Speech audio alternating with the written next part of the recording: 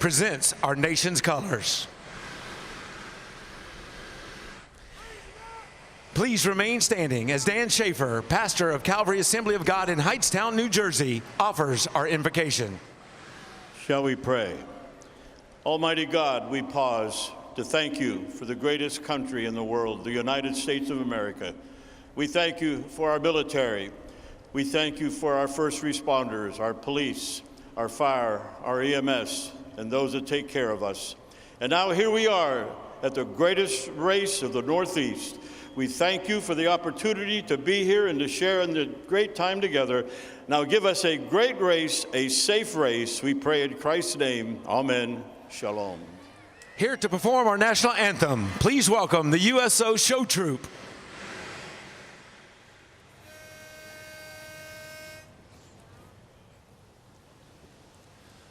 Oh, say, can you see by the dawn's early light what so proudly we hailed at the twilight's last gleaming, whose broad stripes and bright stars through the perilous fight o'er the ramparts we watched were so gallantly streaming, and the rockets' red glare, the bombs bursting in air, gave proof through the night that our flag was still there. Oh, say, does that star-spangled banner yet wave o'er the land of the free and the home of the brave?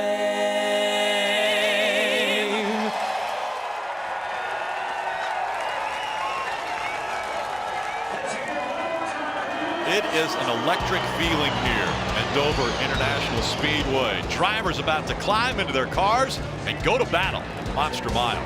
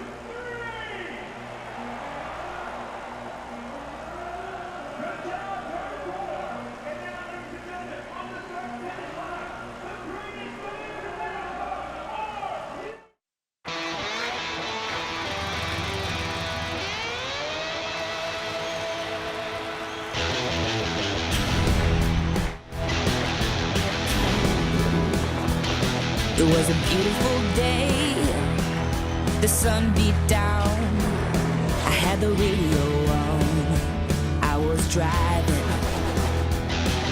trees flew by, me and Del were singing, little runaway, I was flying, yeah, running down a dream that never would come to me, working on a mystery, going wherever it leads, running down a dream.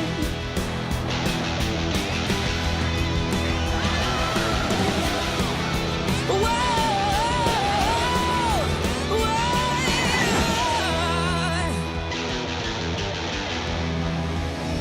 Yeah, running down a dream that never would come to me, running down a dream.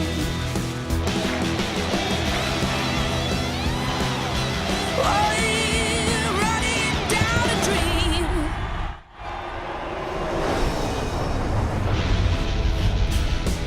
It's NASCAR Monster Energy Cup Series playoffs from Dover to Drydene 400. Before the engines gets fired, let's hear from our pit reporters. We'll start with Marty Snyder. Hey, Rick, Martin Truex Jr. won here in the spring, but on that day, he started last on the field. Today, he starts third and actually is a little upset with that. He told me earlier, I underdrove the car in qualifying. I know we could have been on the pole if I just would have finished the lap the way I could have.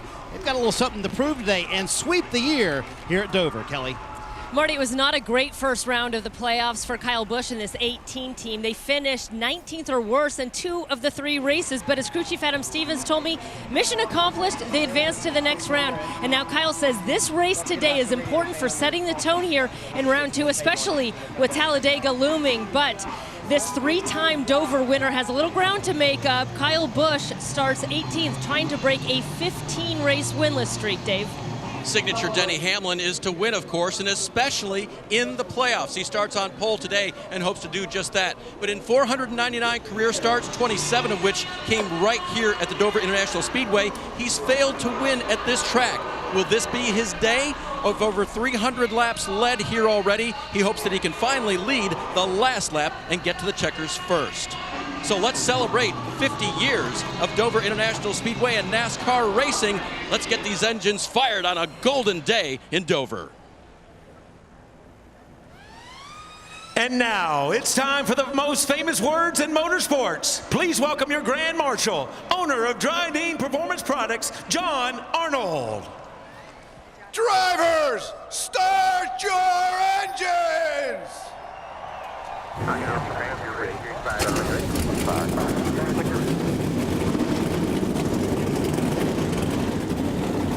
The engines are fired up. The fans are ready for 400 miles from the Monster Mile.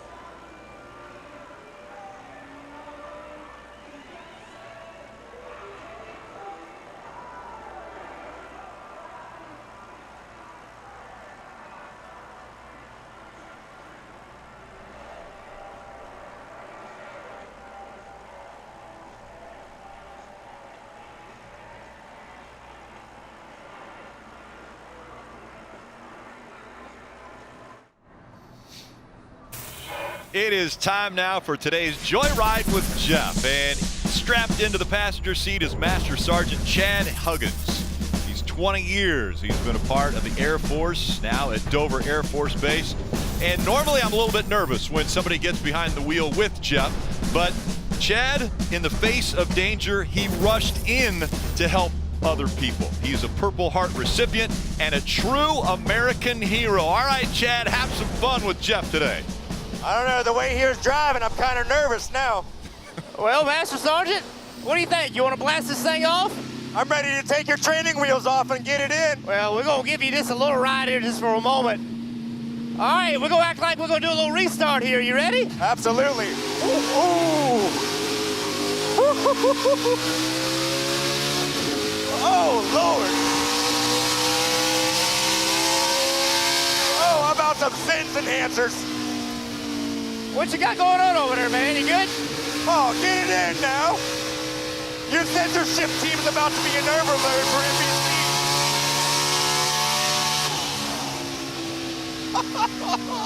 Oh, my God. I don't even know what to say right now.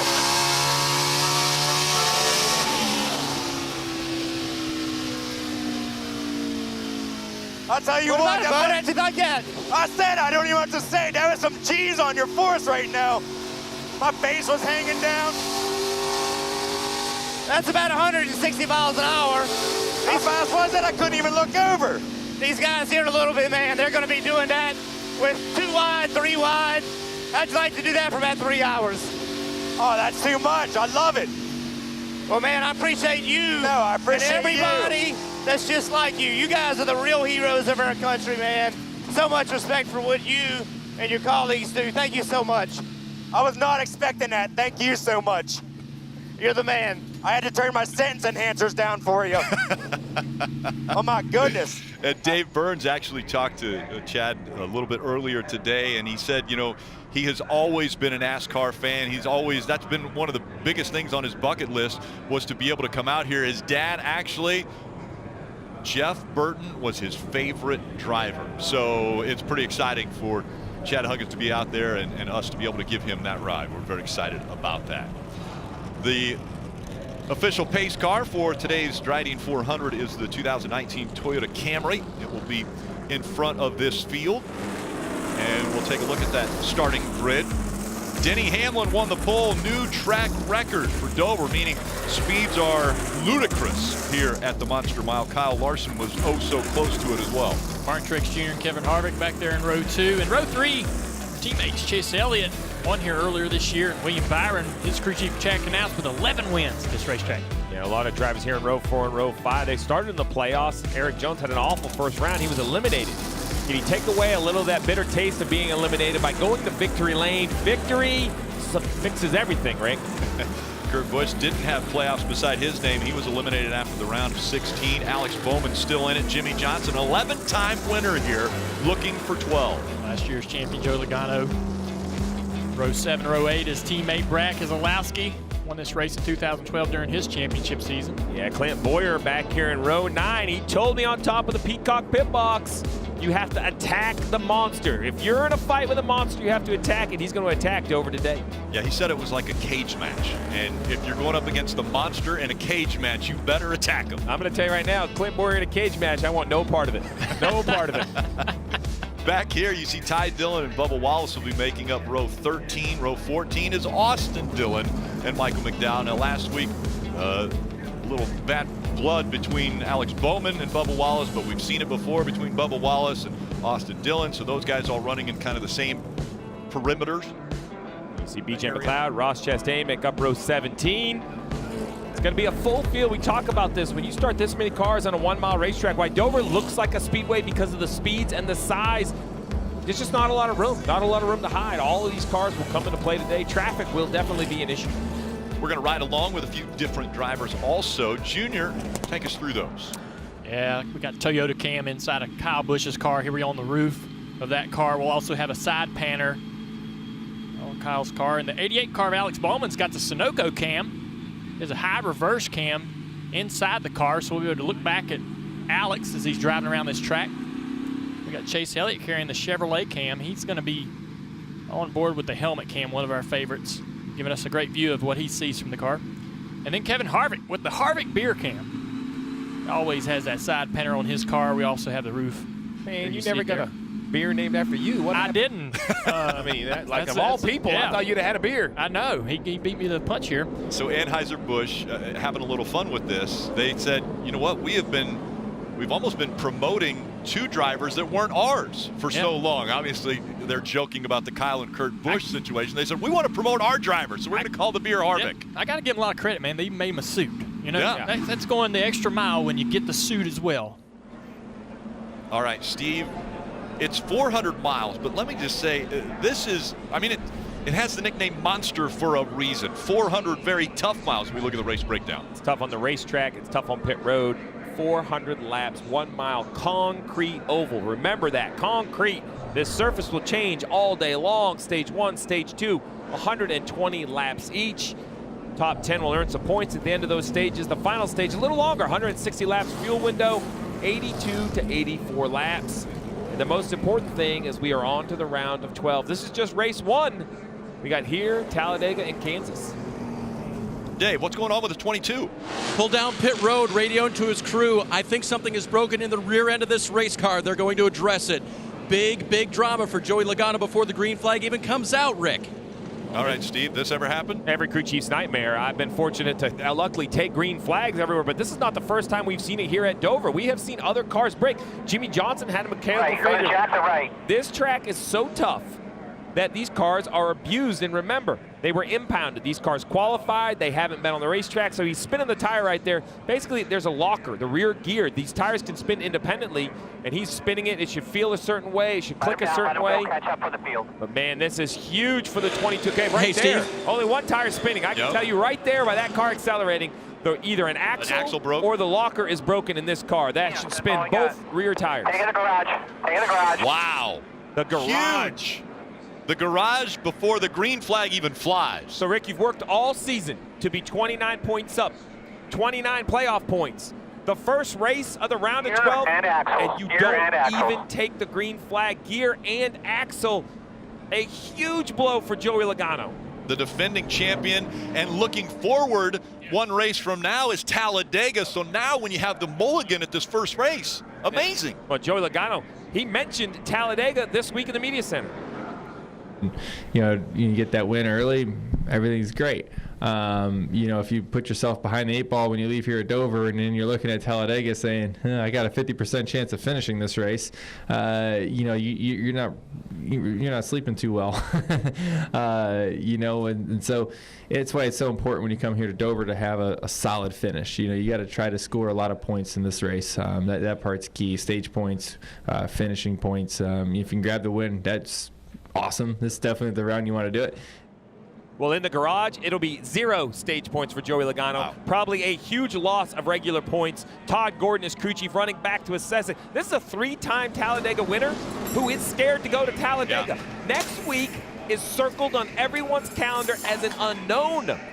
You talk about the monster, at least you get to control your own opportunity. The 22 car will see the green flag from the garage. And Steve, they're not out of the race, right? I mean, they can make all these changes because they weren't under any kind of a damaged vehicle policy or any of that. Yeah, but he's going to lose laps because NASCAR doesn't wait on you, right? You have 3 pace laps, so as the team goes to work, the field rolls down the backstretch. We got the lights off on the pace car. This car race is going green. Joey Logano will not be able to take the green flag. Just huge news before we even get rolling. Almost reminiscent of when the 48, Jimmy Johnson needed to have a win here and broke early in the race. I love the idea of an aggressive Joey Logano at Talladega, though. That's going to be a lot of fun next week. Pole sitter Denny Hamlin has chosen the outside lane. That's going to help him get down into turn 1. The inside can be very difficult on starts. Here we'll see if the 42 can accelerate. Hamlin and Larson making up the front row. Round 2's underway.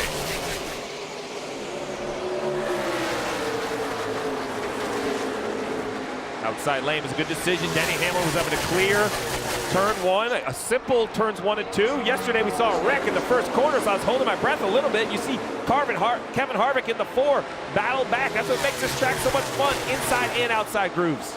Kevin's got to make that position and clear that 42.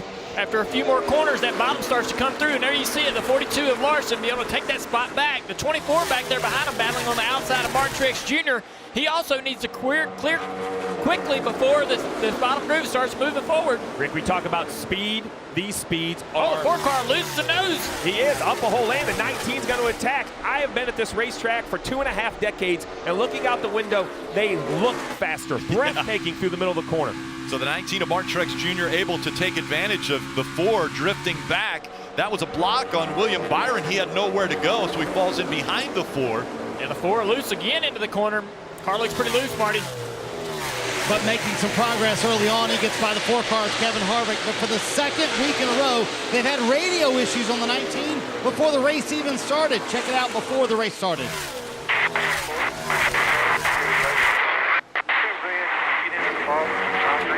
Yeah, that was pretty bad right there. Yeah, I was standing before Clayton. I couldn't hear you at all. They went to the backup channel, and as I mentioned, Steve, second week in a row this has happened to the 19 team.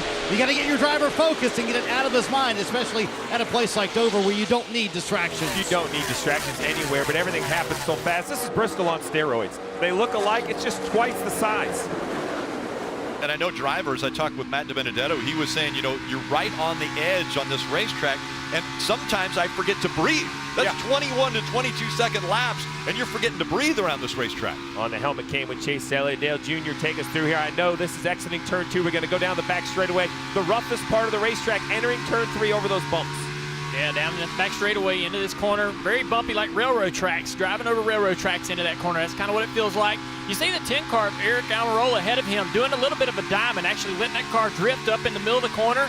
Chase a little bit lower through the middle of the corner, trying to get some clean air on the nose. Actually, he goes up the racetrack here, chasing the back of the car. Look at him, chasing the back of the car, turning right, correcting that car. Very loose right there in the corner. Well, you mentioned loose. That's what we've seen really from the start out of this 9 car right here. Look at this correction right here. Some wheel in it, wheel in it. Watch this big turn to the right. Wow, whoa, you heard the tires squeal.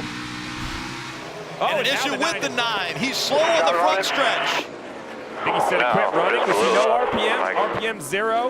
Blew up. Caution is for debris. Kelly, what's going on? Unbelievable. You just heard it there from Chase. He said, I think I'm blowing up. And then sure enough, he said, I just blew up. And this crew has obviously sprung into action here. But handful of laps now, and 2 of our playoff drivers already with trouble early here at Dover. This is crazy. You couldn't have said it better, Kelly. I mean, 2 out of 12 already. We haven't ran 10 laps yet. 1 didn't even take the green flag. Oh, there's an axle. Yeah, so is an that axle. the 22's axle, or is that an issue with the 9? We're going to have to wait and see. We know the 22 had an issue with the axle. You would have thought maybe that debris would have been spotted. Well, or they would have seen it. I mean, they're not even on the racetrack, so those guys looked at it. That can't be theirs. Well, so you see above the axle, there's an axle cap. If we zoom in about 30 feet above that axle right there, there's another piece of debris. I actually think that looks like the cap of the axle. There it is. That's what is supposed to be on the end of the rear end housing, holding the axle in. Looking at the 9 car, the axle cap's on the left side. If it's missing, it would be on the right side of the car. Okay. Marty. Yeah, I'm standing here looking at this axle, guys, and I've heard a couple of drivers say there was gear oil on the track for a couple of laps. So I don't know if that came necessarily from the 9, but there certainly is oil on the racetrack from someone. Yeah, to your point, it looks like the left side. I see the right axle cap on the right side yep. of the 9. Can't see the left. Kelly. Yeah, it was interesting because Chase was one of those drivers that noticed the fluid on track. They seen the axle. I don't think they think that's theirs. They think that belongs to the 22. Chase says he has voltage. He says when he lets the clutch out, it just kind of sputters. But he also said he had oil pressure as well. And I'm listening to him as they continue to try to diagnose this. They think that axle is the 22, though. Well, at this point, you know the 22's in the garage, so as silly as it is, you have to keep battling. Try to find out what's wrong with the 9. Take any points you can get. A lot of issues in only 10 laps, Rick. First race of the second round.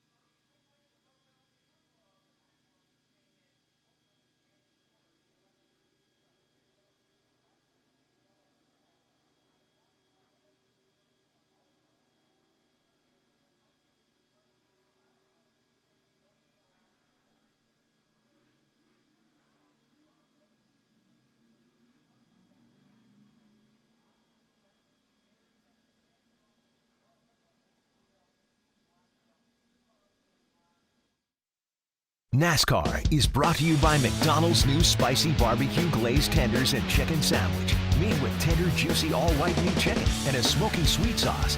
It's the flavor that makes you go, whoa! It's Monster Energy Cup Series playoffs from Dover, and drama before the green flag drops. The 22 of Joey Logano, they have an issue with the rear end, and now the 9 of Chase Elliott. He's being pushed into the garage, and their day is done. So for everybody's unfortunate situation, it gives somebody else an opportunity, and there's no driver that comes to mind for me more than this guy right here, William Byron in the 24. He comes into this race 11th out of the 12 drivers, only 5 points from the cut line. Remember, it doesn't matter where you end up in the top 8, you have to be in the top 8. Chad Knaus and William Byron have to see this opportunity has opened up. The 22 and the 9 both having trouble. Can they capitalize, score those points, and try to advance in a couple more races? I think you also have to put Kyle Larson in that list. He's starting on the inside of the front row right now as they sit. He's 28 points to the good on the cut line in 5th place in points. So he can maintain and get some stage points throughout the day. Could be an amazing, amazing afternoon for the 42 team. You look at -3 points for the 22 of Joey Logano. Those guys still working diligently, trying to get that car back out on the racetrack as we get ready to go back to green. See the back of those cars work around. Very difficult to get the power down, and Kyle Larson's going to test the 11, driving side by side into turn 1. For the lead. I think for that first restart, Denny Hamlin and him had a deal, but deals are off now. Now it's time to race. Larson trying to make something happen on that inside line, but Denny strong on that outside, going to take that first position. Oh, that's pretty close. Larson right on his bumper. Off the racetrack, these two guys are buddies, good friends, golfing partners, as a matter of fact. But on the racetrack, they are fighting. There's a gold Miles the Monster trophy waiting for the winner of this race. Denny drifted up the racetrack a little bit, 1 and 2.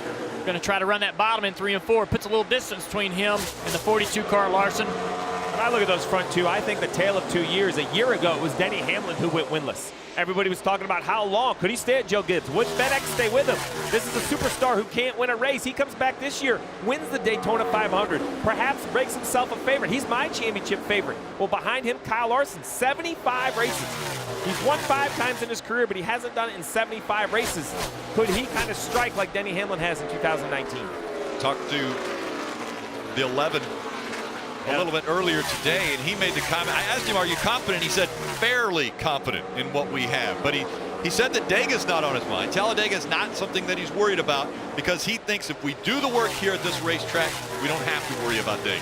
We'll see the 4-car Kevin Harvick with the 48 right behind him. I think that 48's got great speed. He's going to move up the racetrack just a little bit here. He's closing in on this guy. He started 11th, and he's already up here in the 6th position and relatively close. I think that shows you how well that car's handling to be able to stay within that type of a distance between the 4-car to the 48, Marty. We got a ton of speed in that car. In fact, they were top 3 in practice, and he got out and he told Cliff Daniels, the car is good, but it can be better, and I know we need to make it better. I asked Jimmy, do you have the confidence everybody else has in you today? He said, you know what? I do, but I kind of like I'm getting my first kiss. I'm afraid to jinx it because I know the car is that good. We can win today. And he flew around 3 and 4 there, gaining a ton on Harvick. Harvick up the racetrack a little bit. Got to replay some other guys having some contact down on the racetrack. The 12 and the 88, Bowman and Blaney, 2 guys that need to have great days to be able to move forward in his playoffs. Wow. Oh, man. I mean, Bowman has been so aggressive over the last few weeks. He has taken no prisoners. He sees an opportunity here, and the 12's trying to close that gap, but Bowman gets a little tight up the racetrack into the left rear quarter panel of the 12 car Blaney. They kept it going the same direction, though, which is good. Well, and they're doing it at record speeds. You mentioned the track record for Denny Hamlin was just not overall speeds. Look at this. This is the middle of both corners. A year ago, about 145 down at one and 147 at the other end. We're talking 8 miles an hour faster in the middle of a corner. For saves like that, that is crazy speeds. Big moment right there for the 88. Remember, those guys ran great here earlier this year, finishing 2nd in this race up the racetrack. 18 trying to go by on the inside here. He's going to race this 18 down the back straightaway. Make it hard on Kyle Busch. He's going to take the position back. That's for 10. Dave. And I guess you guys can see that pretty free right now for Alex Bowman, but they were happy with their speed in practice. Decent is what crew chief Greg Ives called it, and you can work with that here. he's going to have to get to moving forward, and hopefully he can put a lot of laps between what just happened with him and Blaney, because Blaney hasn't forgot it yet. Blaney can get back to him in the next few laps. He's going to get in the back of him, I'm sure. Racing for a championship here. We use the descriptor, he's being aggressive. He had to be aggressive last week at the Roval, where he was fighting to get up there, and he finished second. He was aggressive when he got his first win at Chicago, when he was able to fight back and get by Kyle Larson for that win. So that's the type of racing that we're expecting now out of Bowman, as we see the 22 of Joey Logano coming back out onto the racetrack. Yeah, I just don't, I've never seen Bowman be aggressive physically with his car. And over the last couple of weeks, though, he started a trend, and he said, and maybe that's how he's going to race guys in these playoffs. Maybe that's his style of driving when he's racing for a championship. So you're asking at home, why is Joey Logano even coming back on the racetrack 23 laps down? Well, his only hope at this point is that other cars have issues, and with that damaged vehicle policy, people have accidents. They really can't repair their car. They go to the garage, their day's done. So he's not really racing anybody as far as for position or on their lap. Right now, it's just about completing the laps. Run all the laps and hope other people have trouble. And Steve, you brought this up many times. When we get to the cutoff race in this round, Kansas, there are going to be two drivers that are going to be separated by a point, right? Maybe 2 points. And so every lap that he's able to turn and every point that he's able to gain from here at Dover is going to count towards him advancing into the next round. You see the 14, Clint Boyer currently in the 15th position. Talk about how he was going to attack the monster. Well, he's trying, but still back in 15th, doesn't seem to be making much ground. Actually losing a little ground to the 17, and here you go, traffic. The leader, the 11 of Denny Hamlin, working through traffic. Yeah, these guys are all running side by side here in front of our leader, Denny Hamlin. Denny trying to get through here. He's going to be the meat and the sandwich off the corner, very close. And that's really allowed the 42 to close in here. Now the 42 is going to try the high side. He'll have the momentum. Can he get to the quarter panel of that 11 car? Corey LaJoie slowed the 11 up, and now here comes Larson. What's he going to do when they get into the turn? He ain't going to follow him. He's going to have to go to that high side. That's his only opportunity to keep clean air on the nose. But he's got good momentum here. Now he's going to the inside. Great run in 1 and 2. Crossover. Larson has the preferred line now. Can he make the pass for the lead? It's going to be a difficult pass. The 11 pinching him down on quarter exit. The second lane actually looks like perhaps the preferred lane for both of these race cars. We'll see. With clean air, they go right back to the bottom. Man, I'm surprised by that. I thought the 42 might try the middle again. He had such a great run through 1 and 2 the last time to create that momentum down the back straightaway, but not able to repeat that process, and now the 11 car is driving away. Pulling away again, but we saw how the lap traffic is going to come into play right there. It slowed the 11 of Hamlin down enough that the 42 challenged him for the lead.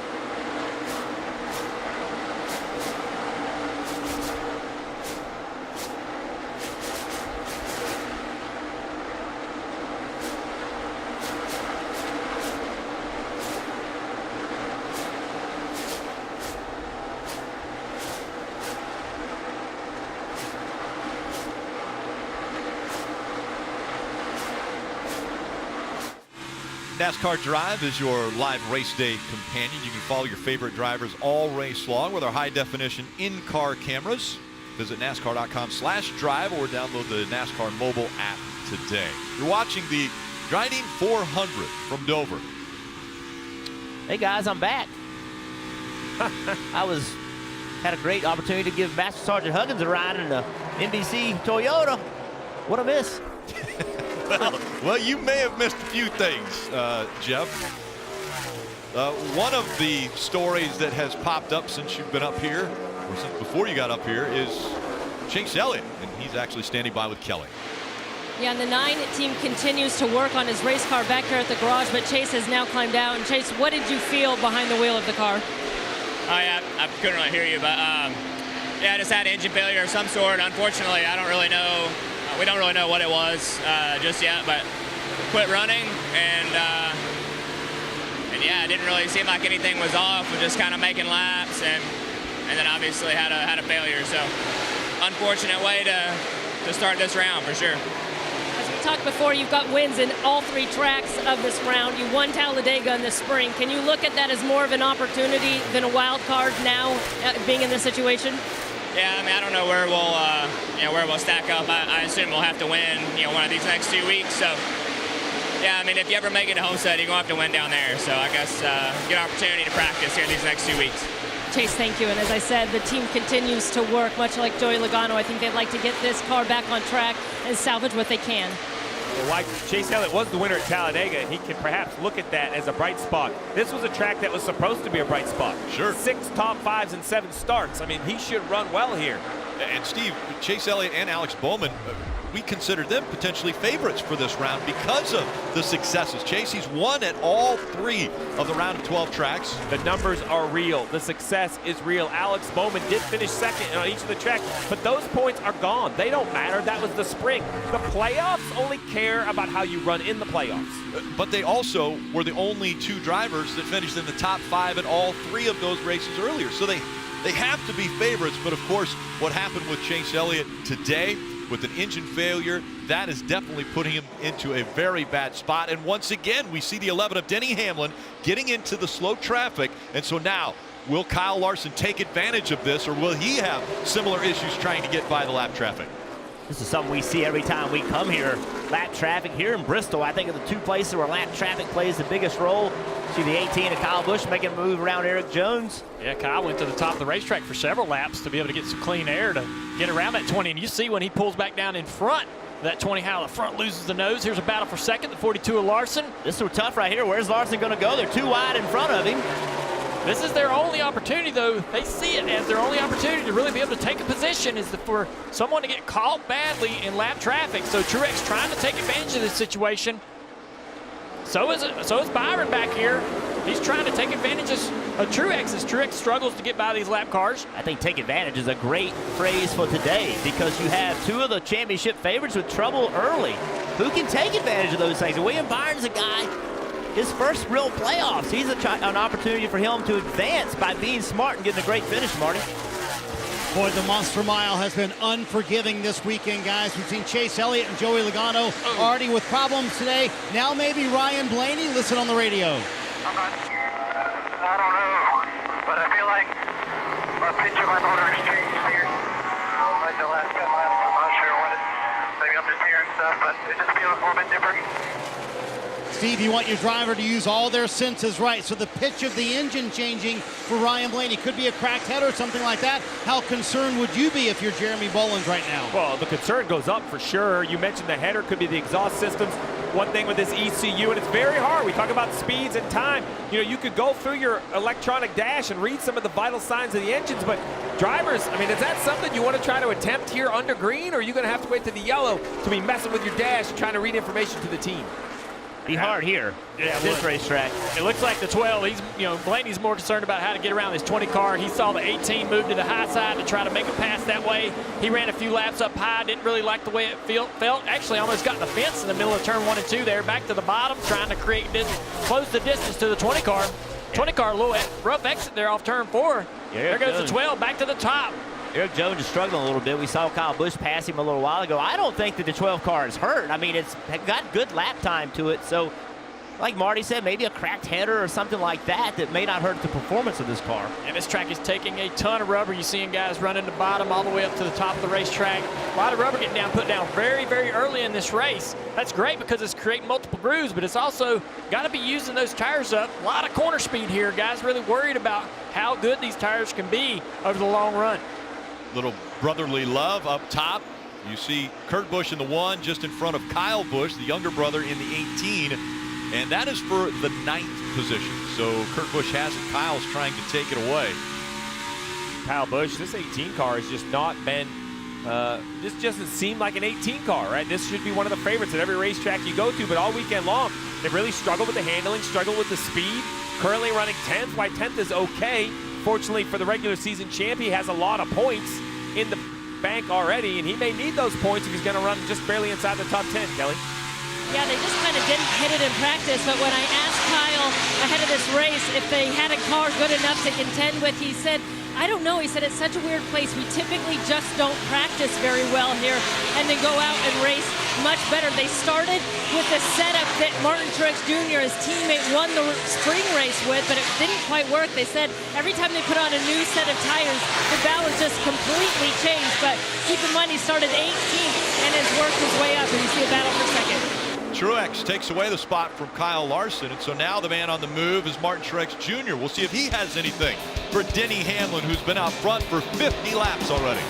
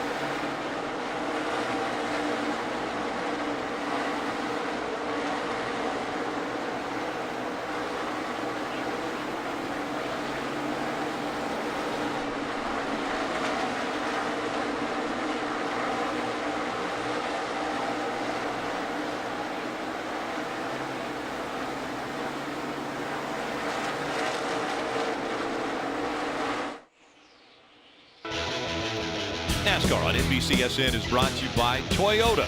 Let's go places. Geico. 15 minutes could save you 15% or more on car insurance. And by Credit One Bank, the official credit card of NASCAR. Perfect for race fans. And race fans, during the NASCAR playoffs, elite team Toyota athletes like Diver, David Badaya, and Logan Seavey, they're teaming up with drivers like Kyle Busch and Martin Truex Jr. to give fans the chance to win elite prizes. You can enter at toyota.com/racing/playoff promo. Plus, get a chance to win a 2020 Toyota Camry TRD and VIP Daytona 500 experience. And Daytona 500 winner Denny Hamlin out front has a 9/10 of a second lead now over Martin Truex Jr. You mentioned Logan Seavey, Toyota driver, runs on the dirt side of things, really turning some heads. The open wheeled stuff looks great everywhere he shows up. Dave. I talked to Chris Gabehart this morning about Denny Hamlin's 2019 versus a bad 2018. He says, look, I don't cook, but I'm going to compare this to a recipe. Last year, we had some ingredients missing. This year, we've got all the ingredients, and our dishes really come together. It has again today, Marty, and are you getting hungry? I am hungry, Dave. As a matter of fact, Barton Truex Jr. hungry for a second Monster of the Miles Golden Trophy. As we mentioned, started at the back to win here in the spring, so starting third, much easier today, right? Well, Truex saying very tough to pass out there, but this team has made a living so far in the playoffs, so making their car good on the long runs. It's paid off. He got around Kyle Larson a moment ago, trying to get past his teammate Denny Hamlin. There's the battle for third, Rick. William Byron trying to get past Kyle Larson. Yeah, it's heating up. William Byron able to hug that apron. We're seeing Kyle Larson run a little bit higher up the racetrack now. We'll see what William Byron does. Again, negotiating through this traffic. Now William Byron almost as high as we've seen guys run through the turn. Kyle Larson said yesterday that his car looked really good on paper, but not so good in from the seat. He felt like on a long run he was going to get in trouble. So far, although running third, running well, that is the weak spot of this car right now. The 11 and the 19 have driven away from the 42. Steve, when are we going to see guys diving onto pit road, because they can't make it the whole stage? It's 120 laps. They can't go that far. Yeah, so at some tracks they would split 120 laps up in the middle. The issue with Dover, the lap time's so short, you're probably going to go 2 laps down. The risk is higher than the reward. So I expect guys somewhere between lap 70 and 75 to probably come to pit road, get some brand new tires. Dave, why they can run a little farther than that on fuel?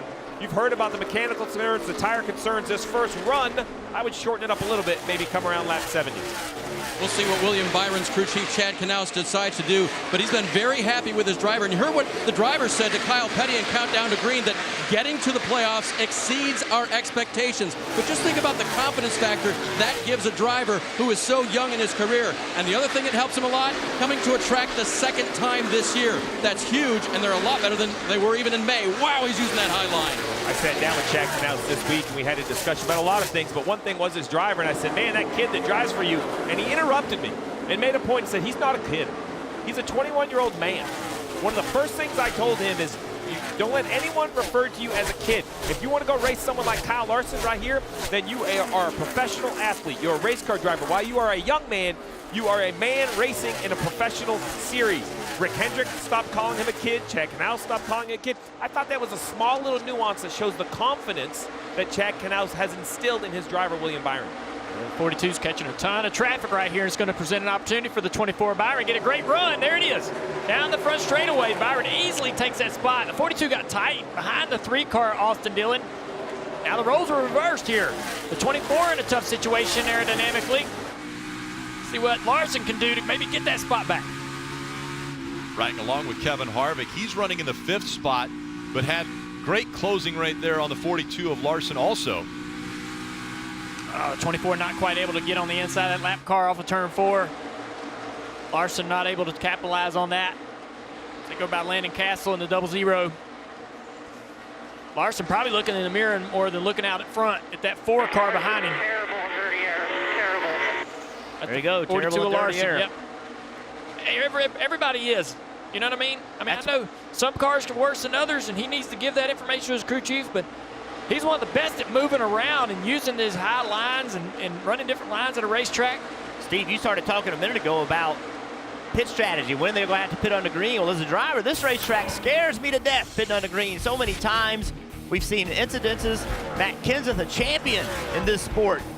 Huge mistake getting on pit road, just carrying way too much speed, hits the wall, climbs these tire barriers. Told me that was one of the hardest hits he ever had. Why is it so hard? The reason it's so hard is you cannot see pit entry at all. Since this incident, they've actually carried pit road wall around even further. Barrels out there meeting you if you mess it up now. So if you're going to pit on the green, this first pit stop, you need to be careful. You don't need to miss this pit road or speed on entry. Every race hitter, we have a problem. You see Harvick trying to use that high side, isn't able to make any ground on the 42. Back to the bottom. Let's try to see what he can do. Rolling this bottom real easy. It's interesting how these two cars are just committed to running the bottom. We saw Kyle Busch running the top.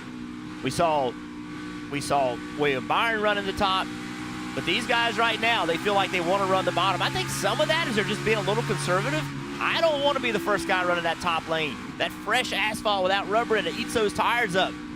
I'd rather run this bottom the first few runs if I could until the track gets rubbered up top. Yeah, Does absolutely. an overcast day change it for you guys? I mean, there's no sun beating down on this racetrack. It's a little bit easier on the tires and the temperature, but I see a lot of rubber up there. I think this particular point in the run, it's probably safer to get up there. When you see that high side starting to darken up, you know you're not the first guy up there, and you can go up there and you don't want to. I liked what the 24 was doing. He would go in high, run the middle all the way in into the middle high, and then turn down and run off the bottom of the track. He wasn't actually using the entire top lane all the way around the corner, and he was in the rubber, in the safe zone or safe area of the racetrack on corner exit. So not as hard on the right side tires doing that. Well, guys, a little bit of unfortunate situation for Corey LaJoie, the driver of the 32 Drydene. Title sponsor of the race, has joined this car for the race, and see right here, ooh, the hood breaks and flops up. It's unfortunate weekend, which has been a great week. Corey LaJoie announces that him and his wife are expecting their first child in the spring. So happy for the LaJoie family, but unfortunately the race not quite going as smooth as they want. 42 has decided to come to pit road, so he will be the first one that will come for green flag pit stops. And he fell out of the third spot. Kyle Larson was running up front. Dave. Rick, it's time for Jeff Burton to get real nervous right here. Here comes the first car down pit road. When I talked to his crew chief, Chad Johnson, this morning, felt like they were the best car at several times on Friday's practice. You see the leader, Denny Hamlin, as well coming down pit road. Top of your screen there. Both of these cars a little bit difficult to turn. They'll get adjustments for that. 4 fresh Goodyear tires and Sunoco fuel, Marty.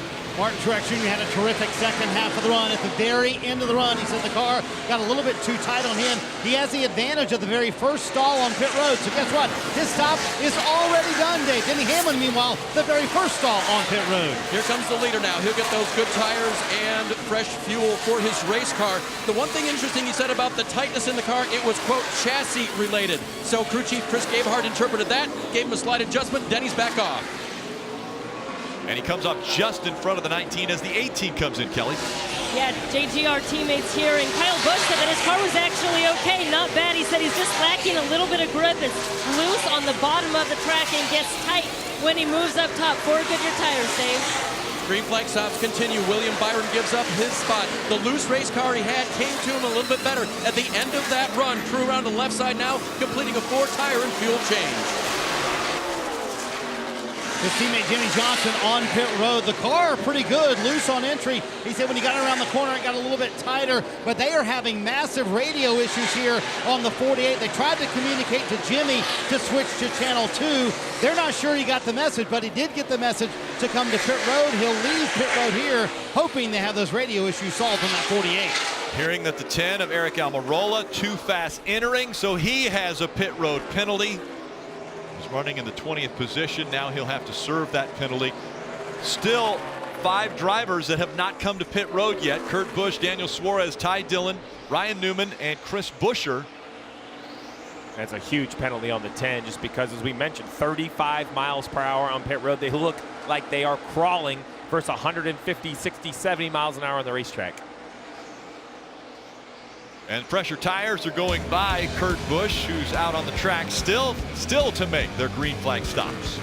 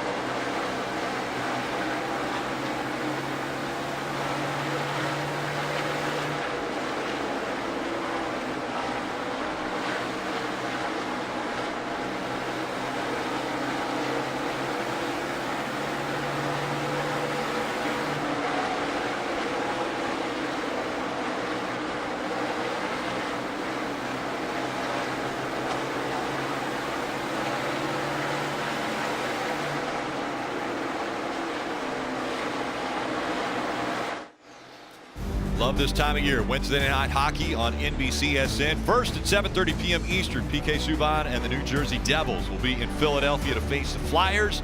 Then at 10 p.m., the LA Kings visit Vancouver to face the Canucks. It's a little cooler here. Denny Hamlin now cycled back to the lead as everyone has been on pit road. Martin Truex Jr. 1.7 seconds behind him. Before the pit stops, it was 1 second, the gap between the two. Kyle Larson has stayed in third. William Byron fourth. Kevin Harvick fifth after the pit stops. Yeah, Larson able to get back by the 24 through that cycle. Now the 24 stalking back up onto the back bumper of that 42 car. And on new tires, Junior, that's when it's a little bit harder to go move around and change your lane. You kind of need the tires to wear out a little bit before you can run to that top. Yeah, I think it's going to take at least 40, 50 laps, but guys got up there a lot sooner, and that top rubbered in a lot quicker than I anticipated. I didn't think we'd have a middle or outside groove, but it's very viable out there. Yeah, so the reason you can't go up there early in a run is because, quite simply, the cars have more grip. So the shorter distance around the racetrack is going to be faster. As the tires start to lose grip, then you start to look for grip, and that'll actually make faster lap time. But on new tires, it's just hard to make that top work. Not only was the 10 flagged for speeding, but also the 6 of Newman, the 38, and the 43 also got hit for speeding on pit road during those green flag pit stops. And Steve, you mentioned 35 miles an hour, such a difference from going 160 plus on the racetrack. Yeah, so what does that mean?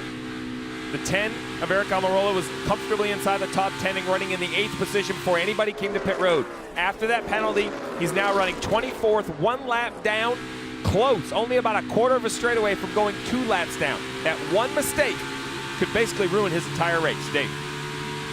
Checking in on Alex Bowman now, 4-tire stop, and they were successful. The tires look good, by the way, wear commensurate with what you'd expect for the first run here at Dover.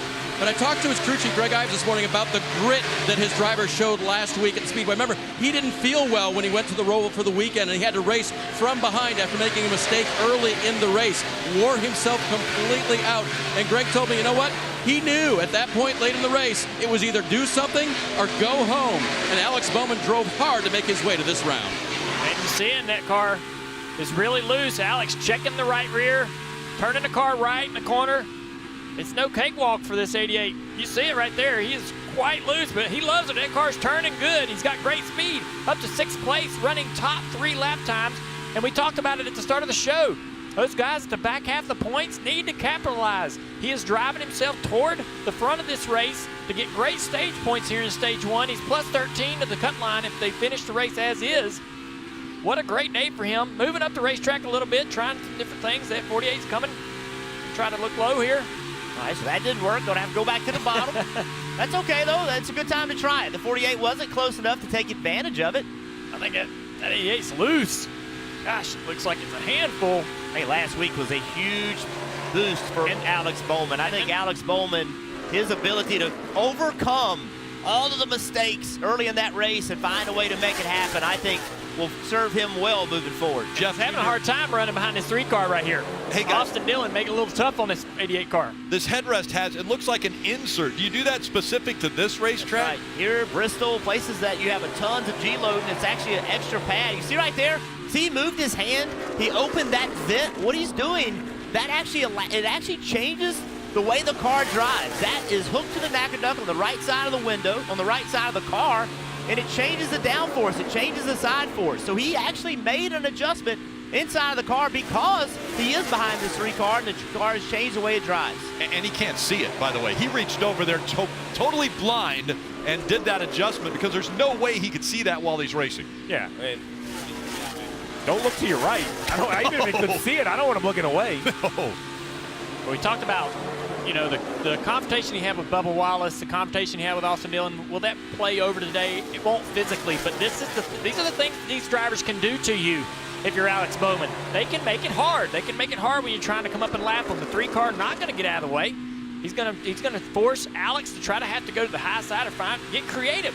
And it's holding Alex up right now and costing him lap time. 3 car's got reasonable speed. I've seen a lot of people have to go by the 3 car, but there goes to the top. He's trying to do something. He's like, man, I've got to get around this guy because it's holding him up.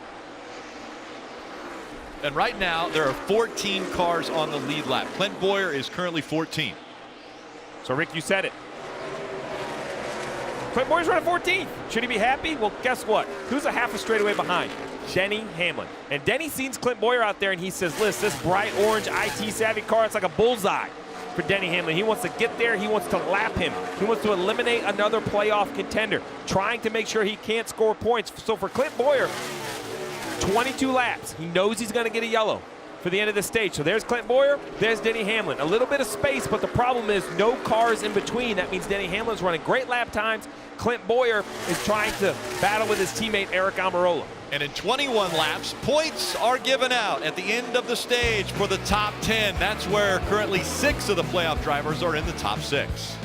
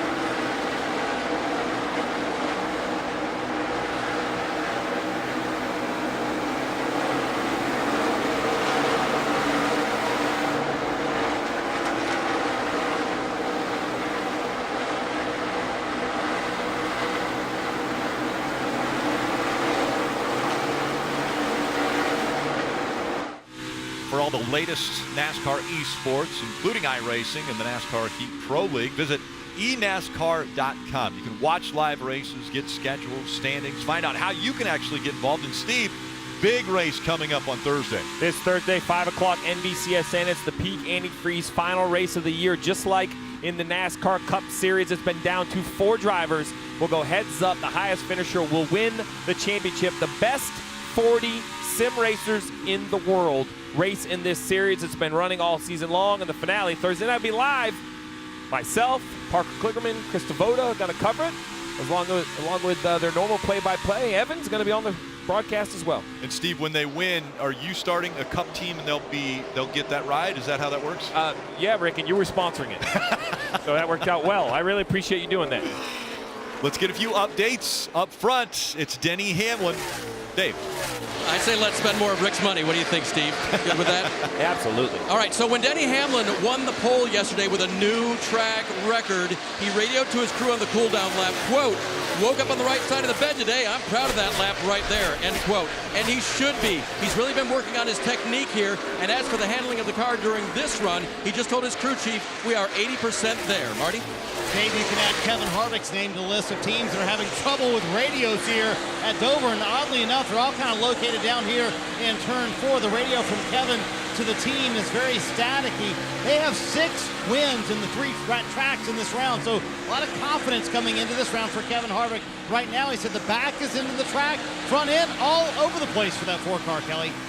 Brad Keselowski qualified 16th, and Paul Wolf, crew chief, told me it's really just been a bit of a struggle for them all weekend. This race car has just been a little bit too tight, and they haven't been able to find any real speed in it. However, they did feel better about the handling of the race car in qualifying, so they're optimistic. But Bob told me if they were not in position to score any stage points here in stage 1, they might try to make a strategy move to better set themselves up for stage points in stage 2. Right now he's running 12th, so 2 spots away from scoring a stage point.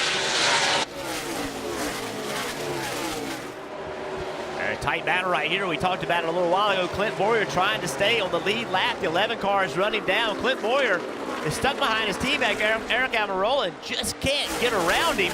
Behind the 11 cars, Matt DiBenedetto. So keep in mind, he's 1 lap down. So Clint has got to keep this 11 car off, and if he can't, then he's got to stay in front of that 95. And also hope the 11 doesn't get by the 10 to stay the first car 1 lap down.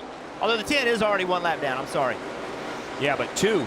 Yeah. You know what will happen to the Eric Almirola if he goes 2 laps down? So much more difficult to come back from. And you wonder why the guys would have radio issues. Just think about all the frequencies being broadcast here between. I mean, everybody walking around here has got a radio, whether it be staff, NASCAR officials. Remember one year in New Hampshire, we could hear transactions happening out in the merchandise lot. People buying souvenirs over our radio during the race. Was it selling good? I don't know who was selling stuff, but it was good. But I mean, every 4, 5, 10 races, you're going to have some bleed over of something happening that's not on your channel. Marty?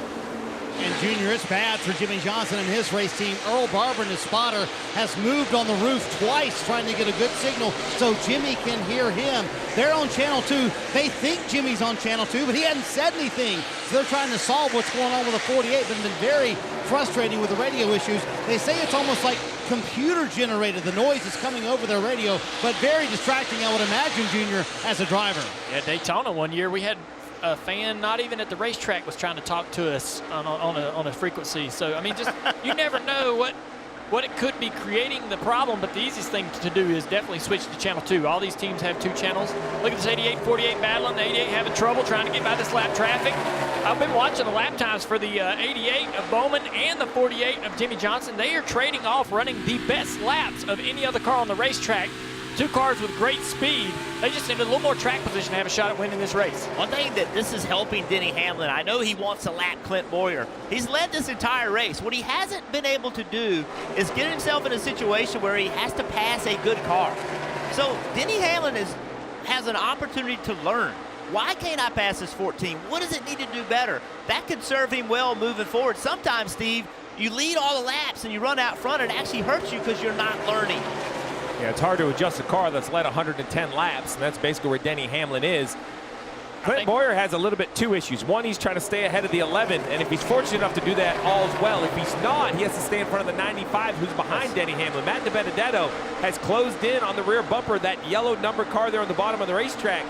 So this is going to be a very important 2 miles here to finish stage 1. I think the problem for Clint is he can't go to the high side to try to create a run around that 10 because that opens the door for the 11. 11 goes right by him there. So he's got to stay low right in the tracks of his teammate. And it's worked, right? It's worked. I mean, this has worked. He tried one time to jump on the outside of the 10. It cost him about 3 to 4 tenths of a second when he did it. So now he's just taking the air from the 11. It's worked. The 11 has not been able to gain on him, so just keep doing the same thing. It's a milestone weekend here at the Monster Mile. The 100th Cup race in the 50th anniversary, and also a milestone weekend for Denny Hamlin. It's been perfect so far. He had the fastest car in qualifying, setting a track record. He's led 111 laps already in the first stage, and he's going to win stage number 1 in his 500th start. Martin Truex Jr. a close second, and it's Kyle Larson, William Byron, Kevin Harvick, Alex Bowman, Jimmy Johnson, Kyle Busch, Eric Jones, Ryan Blaney, right now running in that 10th position. And so points being given out in stage 1, and the most you can gain in the end of a stage is 10. Denny got him. Down a dream that never would come to me.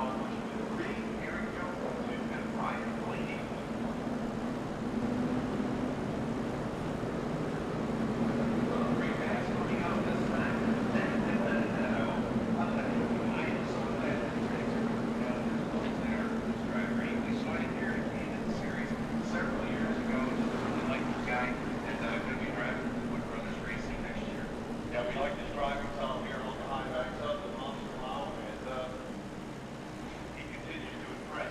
Okay, get your phone down as we get ready for the live vote. Go to MRN.com/vote and you'll be registered to win $150. Here's what you're voting on. Who do you think is the favorite for the championship here in 2019? Is it Truex Jr., Chase Elliott, Kevin Harvick, or Denny Hamlin? Text your vote and see what things are going to look like.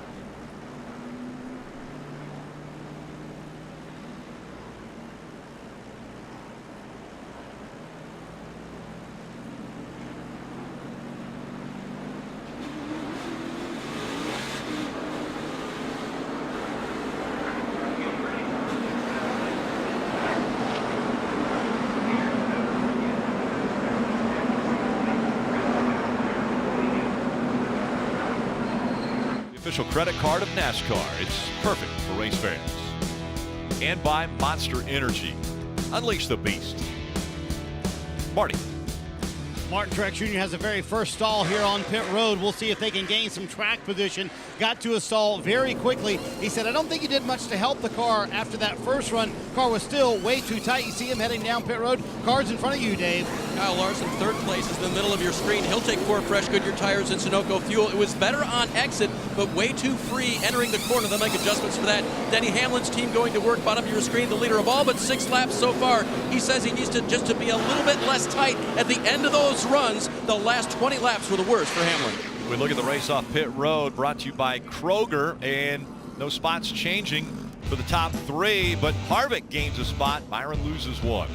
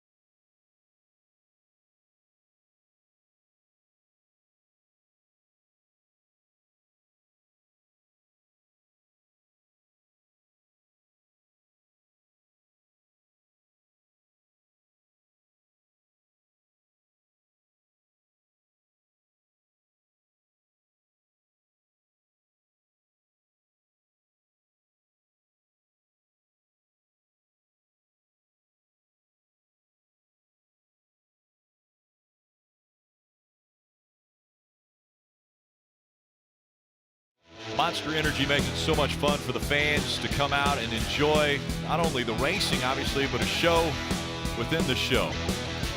Making it better every single week for the Monster Energy NASCAR Cup Series. Well, tonight on NBC from Arrowhead Stadium in Kansas City, it's Sunday Night Football. Jacoby Brissett and the Colts, they face Patrick Mahomes and the undefeated Chiefs. That coverage beginning at 7 p.m. Eastern with Football Night in America, only on NBC. So issues on pit road. 21 had an uncontrolled tire, and the 18 was caught for speeding. Yeah, so let's be clear. The uncontrolled tire rule changed middle of the summer. A lot of conversation about it. There's no more arm's length, no more this. it's a safety issue, or if it impedes another pit stop. The 21 got a couple pit stalls away, so this is definitely a safety issue. You're going to see right here the front tire gets rolled. Oh no, takes a right-hand turn. I mean, this thing is definitely, that is a safety issue when it gets, what, a pit stall and a half away. The 88 of Alex Bowman, unfortunate. Watch this left side right here. Left front tire comes off, and I think it hits, oh wow, man. That is dangerous. Luckily, not a lot of damage. No hands in the way. The left side skirt side of the car looks intact. So Bowman didn't lose a lot with that when the car came off the jack, but we look at the stage 1 results. Mentioned points being distributed. Well, you see a lot of names on there that earn points. Hamlin, Truex, William Byron, like I said earlier, had to capitalize with drivers who did not capitalize. This group. We knew about Joey Logano and Chase Elliott, who had issues, and Brad Keselowski, he has some playoff points. I look at Clint Boyer scoring 0 points in this stage, guys. While he did save that lap by outrunning Denny Hamlin for all those final laps, no stage points, falling a little behind. And at the top of that list, Brad Keselowski, I talked to him earlier today. I said, you know, what's the goal? Do you think you need to win at this racetrack, or are you looking ahead to Talladega and just don't want to have a bad race? And he said, well, we don't know if we have a winning car as far as the speed, but we do have a goal of 30 points. We want to get at least 30 points in this race because that sets us up for Talladega, which we know is a big race coming up next. There's a great opportunity for Brad right here, starting in 10th place on the outside line. That line tends to be able to get a spot or two before that bottom line starts to create some momentum. And Denny Hamlin has a new attacker. That 19 car on the bottom. Let's see what he can do with some clean air right here, Martin Truex Jr. Field going through the Geico restart zone. Back up through the gears they go. And a great restart for the 4 of Kevin Harvick, already challenging for second. That inside line is so hard to get a launch from. Martin recovered in turn 1, though. Harvick looked to duck down and try to get below the 19, but the 42 was right there. Now he makes the move on the high side for the second spot. What a corner by the 4 car, Kevin Harvick. Right around the outside of that 19 car. Hamlin trying to pull away. Harvick running second. Martin Truex Jr., Kyle Larson, and here comes William Byron. William Byron to the outside of the 48, and he has that spot. Yeah, he tried to go to the outside of that 42 car, couldn't make this outside line work. Almost gave up the spot to his teammate Jimmy Johnson. Now he's trying to get back to the bottom, losing a little bit on speed off of turn 4 there. Jimmy's right on his bumper. And the 20 car, that yellow car behind, you see right there, that 20 car of Eric Jones, he looked really loose in the middle of the corner. These guys did not advance to the next round of the playoffs, so they're racing just to try to improve this race team for next year. There you go. Alex Bowman right there in the 8th position right behind him, and then behind Bowman, Blaney, who Bowman got into earlier in this race. Blaney's got a little temper on him. Wouldn't be surprised if he gets into the back of that 88 if he got the chance, but let him know, maybe ruffle his feathers a little bit. I'm sure he's still upset about it. Party. Ryan Blaney kind of hanging around the bottom of the top 10, has not mentioned the motor issue since he brought it up early in the race, but got a little pep talk in the last break from the captain himself. I could see the 13 pull off too a little bit on you sometimes, but when you got through it good, I think you were about the same. But you're doing great, though. Doing great. Let's just keep digging here. The for you, sir. Appreciate the info. Always good. What I see is good. Obviously, I'm not driving it. Always good when Roger Penske gives you a little reassurance. So Ryan Blaney not worried about the engine for now and doing well in 9th, Dave. And Marty, as for that pit miscue for Alex Bowman, just lost a couple of spots, so trying to recover from that. And as for the contact earlier with Blaney, well, he apologized. Tell him I'm sorry. Junior, Jeff, that always works, right? Never. It definitely helps. Yeah, I don't know. I think it might if the guy didn't have a 3-week track record. Yeah, Alex Bowman's been very aggressive in these playoffs, and that's for sure. He's faster than this 20 car in front of him, just having trouble with this aero. You know, we talk about when things happen on the racetrack between 2 drivers, everybody else is watching too, right? So they see the highlight films, and when they see a driver being real aggressive and doing things to other drivers, and you assume he'd do it to you as well. So got to be careful how you race people, because you build a reputation, and then people tend to race you that same way. Alex Bowman, though, I don't think he's not got a bad reputation. I mean, he's out there, young guy trying to earn his way. Not such a bad reputation, but I think as of lately it maybe changed a little bit. I don't think we saw Alex Bowman being as aggressive as we saw in Chicago when he came back to win the race, and like I said, at the Roval when he decided, I'm going to move somebody out of the way. Well, he didn't move him out of the way, he wrecked him. Yeah. Let's just be clear. That's the difference. It's one thing to be aggressive for a pass. It's another thing to hit a guy in the right rear quarter panel. There's the championship trophy dangling out in front of you. That makes a man do different things than he normally would. I mentioned aggression. A car that had a penalty on the last pit stop, the 18 of Kyle Busch, that penalty, you know, not only gives up your track position for the lead lap cars, but brings you all the way back behind the lap down cars as well. Kyle's done a nice job of moving through that group of cars. He's only a couple seconds behind the 21 of Menard, 95 at the Benedetto. So, I mean, that's the kind of the double whammy of the penalty, right? Is not only do you lose positions, but you lose physical spots on the racetrack as well to the lap down cars, Kelly. Yeah, and so I think Kyle Busch restarted in about the 17th position, but he was really quiet on the radio, didn't really react to news of getting that penalty, and crew chief Adam Stevens helped keeping him calm, said, look, we are not going to let this ruin our race. We've got a lot of time left to work our way back up. He made up quite a few positions, went from 18th to 10th in stage 1, so we'll see what he can do here after that penalty for speeding on pit road. Steve, you did a great job of explaining it. It's a few positions, but it's a lot of track position. I mean, it's essentially a half a lap that Kyle Busch is behind Denny Hamlin right now because of that penalty. Here he is. There's the leader right there. Denny Hamlin driving in the middle of 3 and 4, and Kyle Busch is about in the middle of 1 and 2. So a half of a lap in only a few laps in this run. That shows you how big track position is. Well, and here it has a tendency of going long green flag races. When that happens, you do not want to spot the leader. Even if you have a good car, the leader is going to be coming. Yeah, you mentioned long green flag runs. 109 of the 120 laps were run under green in that first stage. Denny Hamlin continuing to dominate here at Dover.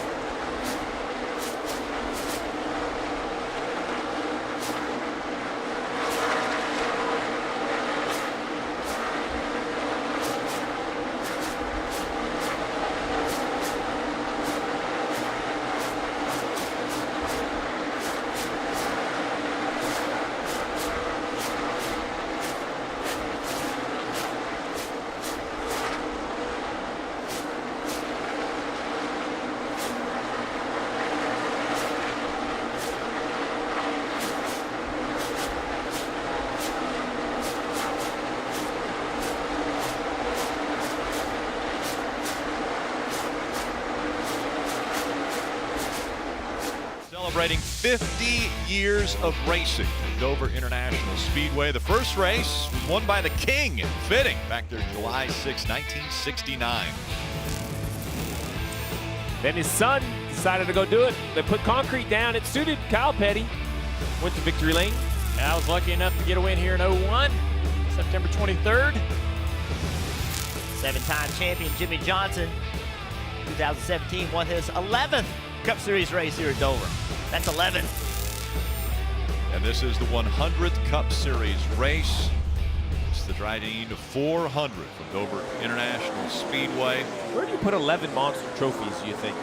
We should ask Jimmy Johnson. I think I'm going to ask him. And then I'm sure he would appreciate this year's Monster Mile because of it being the 50th anniversary. Miles the Monster is actually gold, a golden trophy for the winner of this race. And the track president made the comment earlier today. He said, you know, it's great for the guy who wins it, but it's really for everyone who's ever raced here and won here because there's so many memories that have been made. I know, Jeff, you and Junior both have been able to win at this racetrack. Man, that gold one would mess up the decor, though. It doesn't match all the other. Oh, so you turn it away? No. Okay. Kevin Harvick here in second place, been able to keep this spot and create a little distance between him and Truex. I thought Truex might have been the strongest car on that very first run, but here Harvick has improved his car, Jeff. Yeah, Kevin Harvick is really good. He was really happy with his car yesterday. Guys, I want to go through the field, and we'll start off with Denny Hamlin, who's up front. Dave. And Rick, though he's dominated today, they've got to be careful not to adjust that car out of its groove. So far on this run, it's been on the splitter, and according to the driver, pretty darn tight on the early laps here, Marty. Hey, Dave, the guy's talking about how good Kevin Harvick's car is. He said it has a ton of grip, but not like it did in practice yesterday. And you get the sense from these drivers, the urgency on these restarts, that impressive move around Martin Truex Jr. to get second. Speaking of Truex, he's sitting back there in third, so the car is now slipping on landing. How big was the first round of the playoffs for this team? They earned 12 playoff points and cut in to their teammate Kyle Busch's lead and maybe established themselves days as the championship favorite. That green car is Kyle Larson. He started second today, wishes anybody but Denny Hamlin had beat him for the pole. Why? Because Larson told Hamlin not to adjust their tee time until he won the pole, that being Larson. Hamlin won the pole, and now is trying to hold off Harvick, Rick. Yeah, Dave, the 11 of Denny Hamlin definitely under fire right now as Kevin Harvick has closed the gap down to 0.2 of a second. Because of this traffic, it's more difficult for Denny Hamlin to find the line that he wants to run. Every time the 11 goes up the racetrack to try to get around the lap car, the 4 commits to the bottom, and that's how he closed in. We saw him just inside that left rear quarter panel off turn 4 a lap ago. Now it seems like the 11 of Hamlin stretching it back out. All these lap cars are running the bottom. That's Hamlin's only opportunity to create some momentum off the corner to get to these lap cars and pass them, is using that high side. And it's now creating some distance between him and Harvick, as Harvick has not used that same tactic. He is running on the bottom here. He's going to have to get up the racetrack and figure out another way around these guys. Here he's going to go to the bottom of the 8, but it's also allowed the 19 to close in. Truex is there for second. And the 42 behind Truex is in this battle. I think that lap traffic is such a great opportunity. Oh, what's happening here? This guy's checking up. Newman coming to pit road. 42 to the outside of Truex for position here. The 8 in front of it. Here comes Larson. That was loud. Hey, here comes William Byron. I want to play. I want to play. And Jimmy Johnson, here he comes. Let me in. Trying to make it 3 wide. Yeah, Jimmy's got a great run here. He's going to be able to get in his 24 car. He's going to have a run on the 42 as well. Oh, yeah, 2 for 1 right here for Jimmy Johnson. 24 on corner exit, 42 on corner entry. That 8 car kind of messed up the 48 a little bit.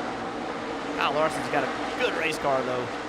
Jimmy Johnson up to 5th. Larson just in front of him in 4th. It was heating up for the lead. Hamlin has been able to now put 1.3 seconds between himself and Harvick.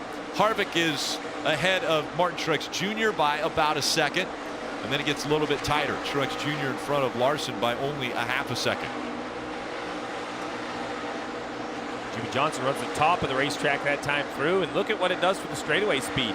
He kind of pulls away from the 24, closes in on the 42. One thing about Kyle Larson, if he were to see the 48 making game, running that top lane, I can about promise you that's where he would go. He loves to run that top. Here comes Ryan Newman. We just saw him pitting under green. Obviously a problem. Yeah, that was early for a scheduled green flag pit stop, right? Well, he stayed out and took the wave around, so that was when he had to pit. He was trying to save a lap.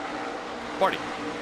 Rick, you know what? You can make moves like Jimmy Johnson made as we continue through the field because you can actually hear your team and your spotter. They finally have the radio issues fixed on the 48. Listen to what they had to say. 10-4, yeah, I was hearing it. It's like computer-generated noise on there. Yeah, I'm hearing about it from the shop also, so Channel 2 does sound good. Finally, Channel 2 sounds good. Jimmy can hear Cliff Daniels. He can hear Earl Barbron. That makes everybody happy in the 48 camp, Dave. And isn't it interesting, the former crew chief on the 48, Chad Knaus, he now crew chiefs at 24. Look who's also running well. William Byron, 6th place in qualifying. A strong car today, operating well. Kelly? It was a disastrous playoffs for Eric Jones and his 20 team. In fact, their problems started in the last regular season race at Indianapolis. Their best finish since 36, the worst of the 3-year stretch between Eric Jones and crew chief Chris Gale. But Gale told me they are now going to treat these last 7 races as though they're still a part of the playoffs. There's still a lot for this team to gain. Dave? Alex Bowman, we showed our onboard camera several times fighting a loose race car. That has not completely gone away. It's a little bit better this time according to the driver, but he's still fighting a free 88, Marty. Hey, Dave, Ryan Blaney told me before the race we've been just okay here at Dover in the past, so we came with a different philosophy, hoping we would be better in the second half of runs. They have been much better here in this run. Car much better for Blaney, a little bit too free, that's it. And Roger Penske's been on the radio as a constant voice for Ryan Blaney. Kurt Busch a moment ago told me, or before the race told me, we picked a really bad time to have our 3 worst races of the year in round 1. They were eliminated in that round, but having a nice top 10 run right here, Rick. A very nice top 10 run.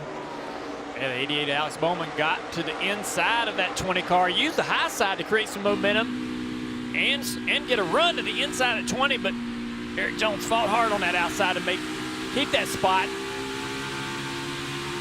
Bowman trying to get back into the gas, but with J.J. Yaley out there, track a little bit tighter. And Bowman is a lot faster in a 20 car. And I was waiting on him to try that outside line, and he finally went up there and made it work. See if he'll try it again here in a few laps. So Bowman's running in the 8th position. It's Denny Hamlin, Kevin Harvick now once again separated by just 0.2 of a second.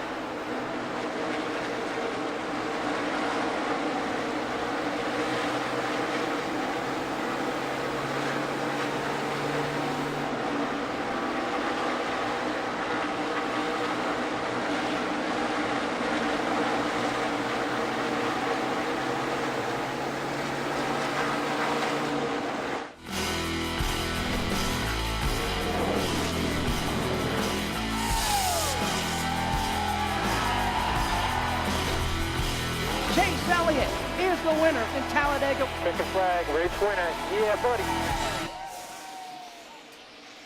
Next week, it's Sunday on NBC, and that's why, as we looked at that footage, that's why everyone is hoping they have a great race here at Dover, because the unexpected is always happening at Talladega. Yeah, there's no guarantees. Joey Logano was in the media center. He said, 50% of the cars finish. He's won there 3 times. Chase Elliott, he won there in the spring. And guys, he broke an engine here. He's got to finish last at Dover. He's going to have to be aggressive when he goes to Talladega, Junior. Yeah, so we're going to go to Talladega with 2 guys that feel like they have to win that race. Not just get good points days. they feel like that they have to win it. That's going to be fun to watch. A lot of guys will be on different agendas for that particular race, and it's going to create some excitement. You mentioned two teams that felt like they have to win, and it was crazy and crazy early. Yeah, before the green even dropped. Yeah, the 22 is on pit road, finding out, you see right here, only one tire spinning. They have an axle issue on the 22. They went to the garage before the race started, and while the 22 was in the garage making repairs, the race got under green and on the racetrack running decent, but only a few laps in. The 9 of Chase Elliott had some sort of mechanical failure under the hood, presumably an engine failure. They pushed the 9 to the garage. He's been unable to return. Yeah, so Chase Elliott out, and Logano, he's on the racetrack, turning great lap times, but he's 23 laps down, so impossible for him to ever get 23 laps back and be in contention in this race. So those great lap times would just make the wound a little bit, sting a little bit more. It just proves they have a car. Could they have won? I don't know, but could have ran somewhere inside the top 10 probably. Great shot right here from the Harvick beer, Cam. See what Kevin Harvick's trying to do. We've seen him committed to the very bottom of the racetrack. And I think the 11 car up the racetrack in the middle of the corner actually helps Kevin Harvick. I think if Hamlin really wanted to mess with him, he could run that very bottom of the racetrack. He does it a little more over here in 1 and 2. You got a little loose on entry there. And that takes that air away from Kevin Harvick. But in the middle of 3 and 4, watch him use a little more racetrack. Harvick's going to have to go around this slower car coming off pit road. Matt Tifft. That's the way you have to run this track. I don't care what aero package the cars have on them. This is the line and the theory of getting around this track. We see Denny diamonding the corner just a little bit, up just a little in the center, even about a foot. Harvick has to run somewhere else, so he's trying to run a little bit lower. Even that foot can make a big difference in the grip of the front tires on that bottom of the racetrack. So Matt Tifft just pulled off pit road with some newer tires. You can see new tires do help. Dave. You watched Denny Hamlin working the corners here at Dover International Speedway. Remember we talked about the fact that in qualifying he'd really been working on his technique. Well, he's working on his race technique as well. In fact, he told his crew, hey, watch my numbers, watch my speeds for the next couple of laps. And they told him, you've really found something there. So working your craft, Marty, even mid-race, can really help. Kevin Harvick and Rodney Childers have made some great changes to the 4 car. They've clearly gotten a little bit better. He was very aggressive on that last restart. But Jeff, I kind of want to have you walk us through the driver's mentality here. Coming up to green flag stops, you know it's been hard to pass. As good as Harvick's car is, he can't get around Hamlin right now. So how key is it that you gain a little time coming to pit road? But there is a high risk there. This is a tough pit road to get onto, as we saw earlier, Matt Kenseth a couple of years ago. You certainly want to take advantage of every opportunity you have, but this is one of those racetracks that, you push that pit road speed entry too much and you get yourself in trouble really quickly. We talk about how well this track's rubbering in. Take a look at this video right here. Shows you how fast these cars and how well these cars are putting rubber down from the bottom all the way to the top. And that's what it looks like now. And then under caution, it all gets picked back up. This track changing so much for the drivers and the crew chiefs, Steve, throughout the day. Yeah, and you got to pay attention to that, because what are you adjusting to? Is the track changing because of the length of the race? Is it the weather? Is it the rubber? Do you want to be good on new tires, old tires? This is one of the most difficult racetracks to compromise. As a crew chief, I have to continue to ask you, lap 5, lap 20, lap 30, lap 50, how's the car drive? Because you're so busy, you're not going to remember the entire fuel run. It's my job to remind you how it perhaps drove on new tires. And how does all that rubber disappear? The hot tires under caution pick it all right back up as they laid it down. We got cars coming to pit road. Martin Truex Jr. hitting pit entry. Well, you just heard Marty say it. Passing is difficult. Let's try to get an advantage. How do you do that? You put on new tires first. First car on pit road into the first stall, Marty. And there's a big risk and reward here. Like, you get those tires on, and Cole Pern and I were talking about this. He said there is an advantage to being the first on new tires, but it is extremely high risk as well because of what we just talked about. Someone could get into the wall here and come down pit road and cause a caution, which could be an issue. But Martin Truex Jr. pitting there, saying the car was slipping on landing. They make an air pressure adjustment. Kevin Harvick also coming down pit road here. 0 complaints from Harvick during that run. They just need the track position to maybe get around the 11 days.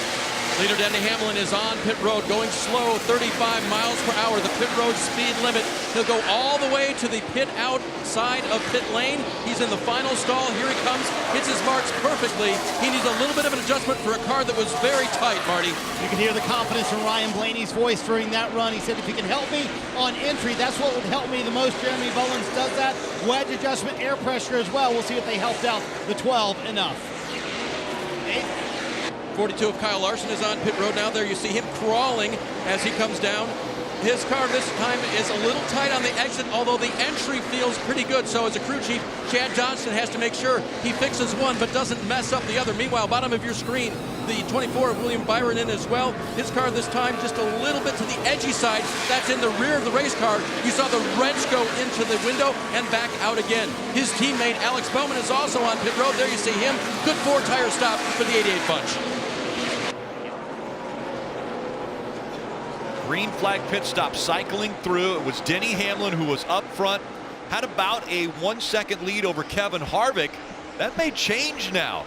Well, the guy that he's racing has changed. The 19, the first car to pit road, between coming a little early and nice job on and off and a good pit stop. He's now second place. He surpassed the 4th Kevin Harvick. So a change for second. Hamlin does a nice job, but the 19 is second. And oh, Rick, a huge penalty for William Byron in the 24. We talked about having to capitalize with the 9 of Chase Elliott in trouble, with Joey Logano in trouble. A big day, a big opportunity for William Byron speeding on pit road. This will cost the 21-year-old at least 1 lap, maybe 2 as he slows down. And watch this.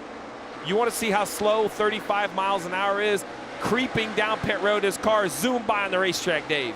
And Steve, of course, they practice this as much as they can over the weekend, but race conditions so different. And Chad Knaus even told his driver earlier when someone else was penalized on pit road exactly where that driver incurred the penalty. So trying to help the young driver here, but he cost himself this time. Look at the disappointment. That man at the bottom of the screen has won here 11 times. He knows you cannot make a mistake. He is trying to coach his young driver, but that is an unforced error. That's a mistake that everyone makes. But those can be so costly here in the playoffs at Dover. A huge hit for the 24 car. At least a lap down for William Byron now, and now he's the 3rd playoff contender that is laps down here at Dover.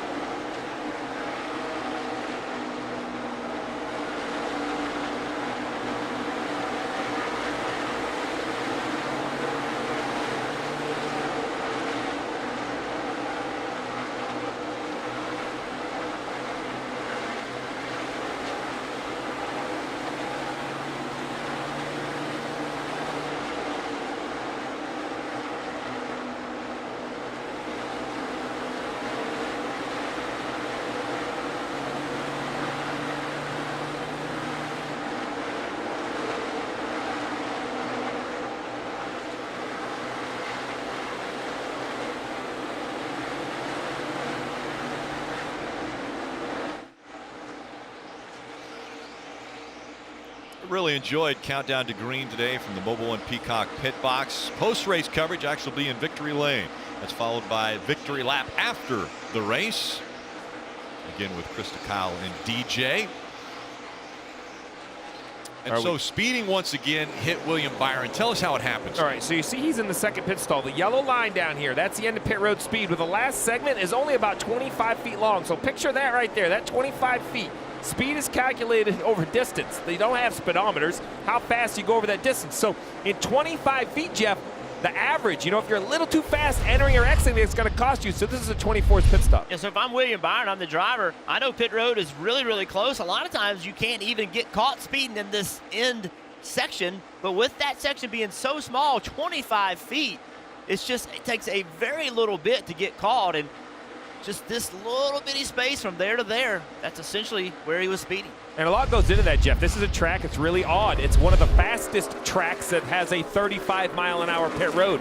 That matters because teams then usually use first gear on pit road. Normally they use second, so maybe it just accelerated a little more than he anticipated. And that could have been a miscalculation. Like the engineering staff, I'm not saying they did, but they could have told him you can't speed. Good point. In this section because you can't accelerate fast enough to be speeding. That could have just been a simple miscalculation, or William Byron just carried too many RPMs. And you see all of the drivers already that have had issues in the playoffs. Joey Logano, Chase Elliott, Kyle Busch, as well as the 24 now of William Byron. So keep this in mind. The way drivers have to calculate pit road speed is simply off of RPMs and the tachometer, right? So when William Byron launches out of his pit stall, his tachometer is going at a higher RPM than it would be. He has to stop and back up and then find his pit road speed with his tachometer. There's not enough time to do that in that short section. So going forward, he's just going to have to be a little more careful leaving his pit box. Well, you said going forward, so the question now is going forward. There's half of this race left. What's the path for William Byron? Well, luckily, because he was running so well, he has lost a lap. He's in the 16th position. The second car 1 lap down.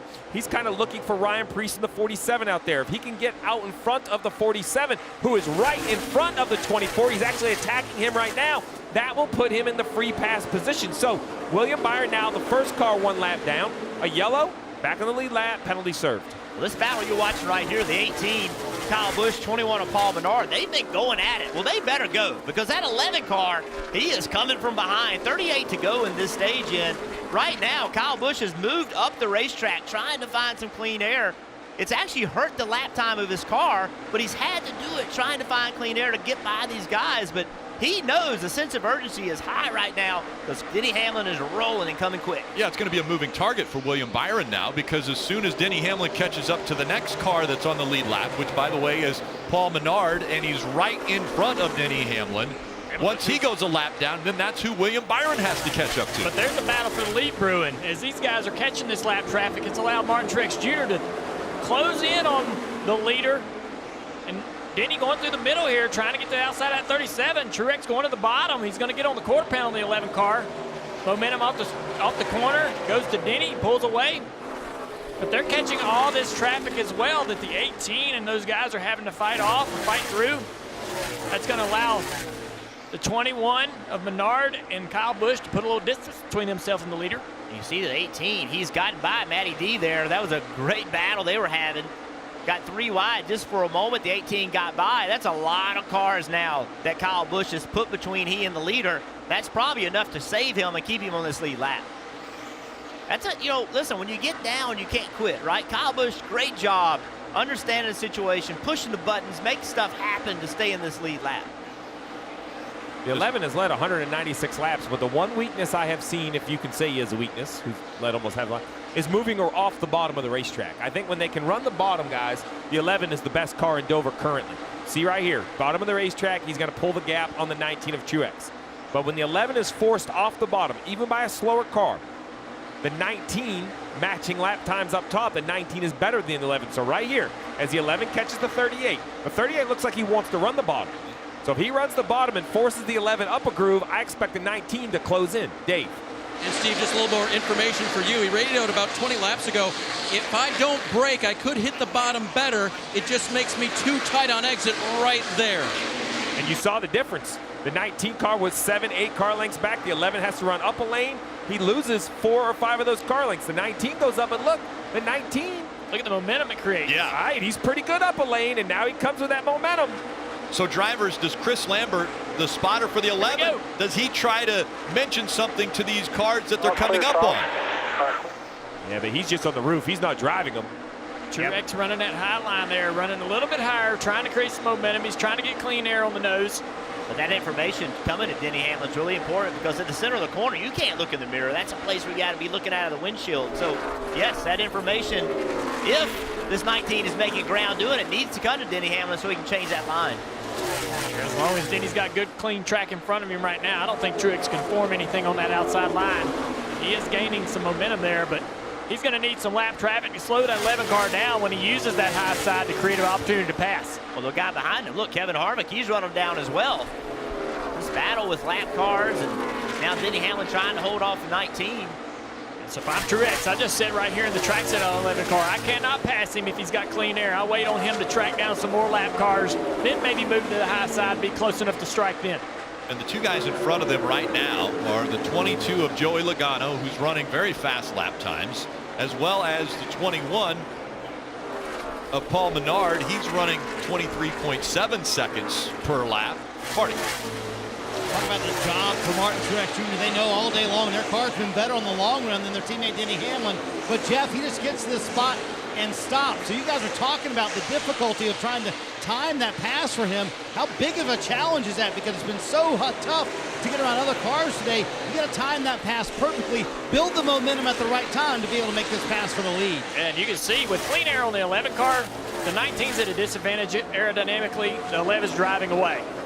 Truex just has to hope he can catch the 11 car in some tough traffic to be able to make that pass today.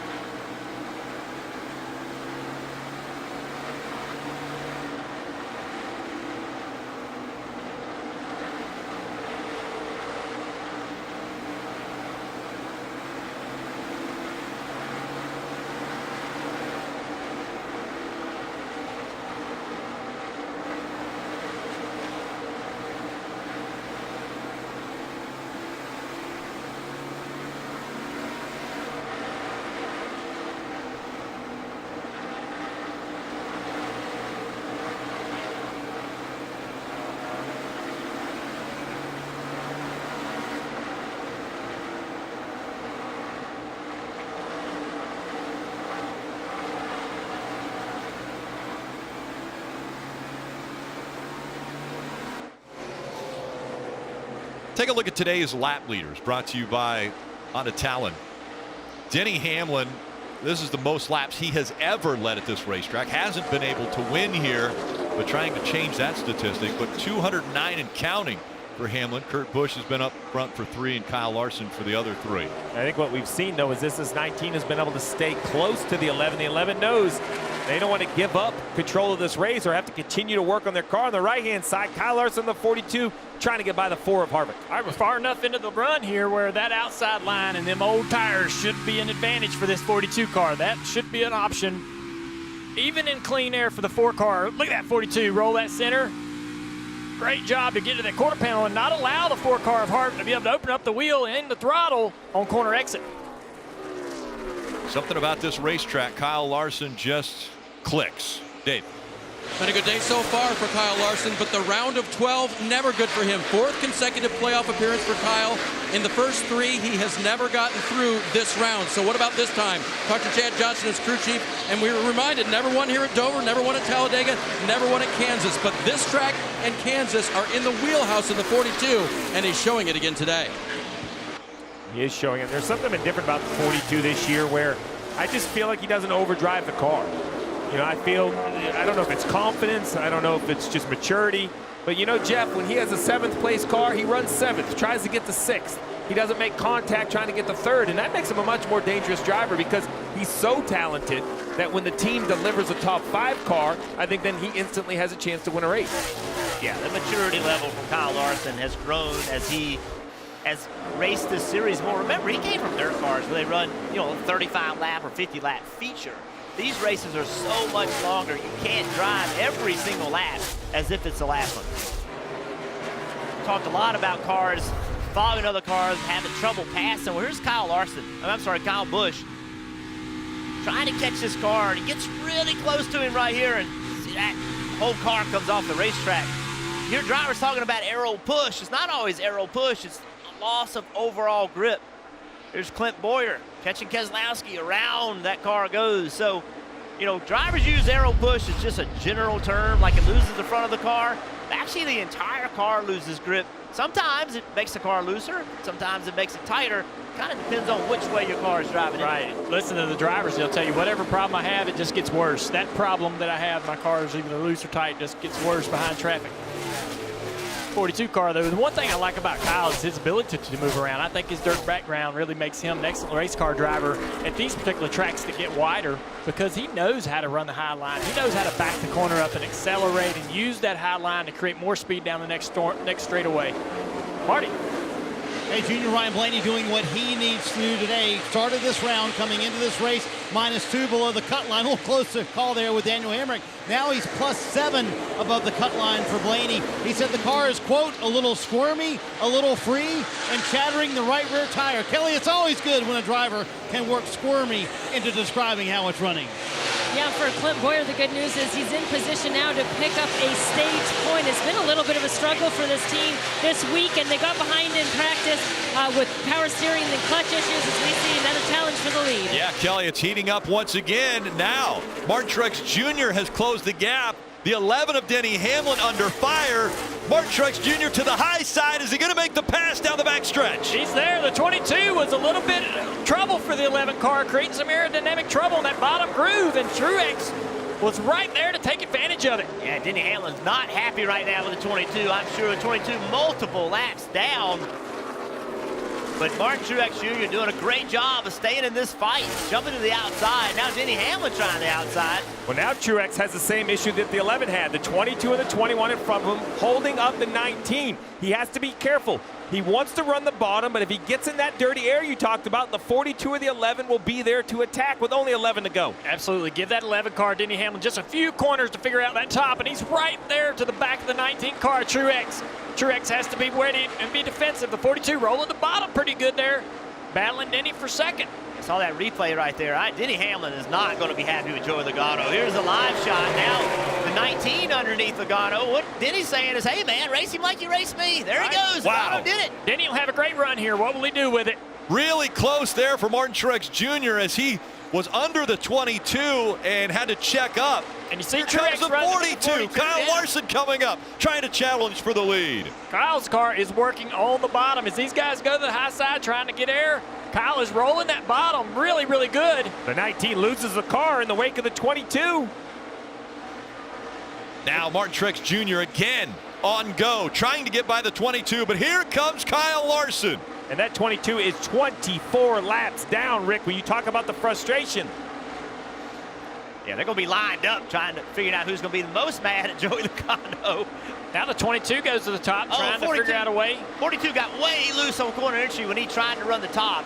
The 4 car's gotten by the 11. Yeah, We're trying to get by here. Denny Hamlin falling back.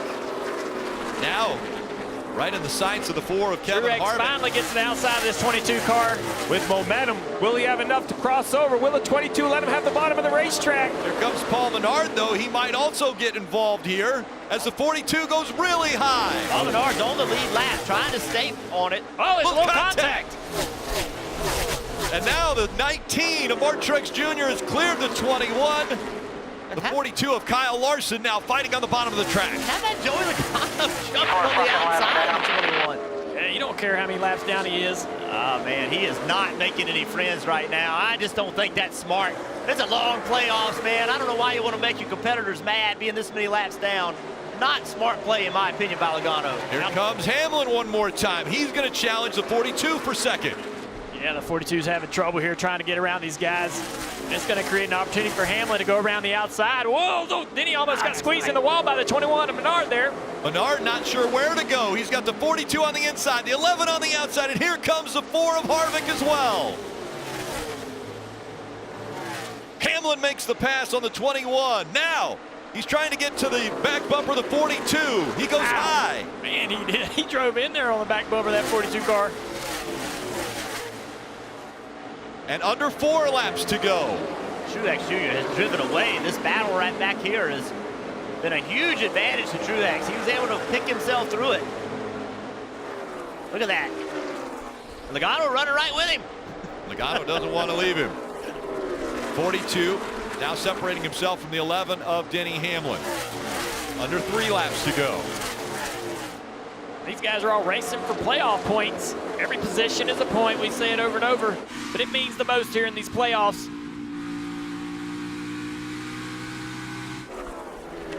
Two to go for Martin Truex Jr. in stage 2. Pit road is closed.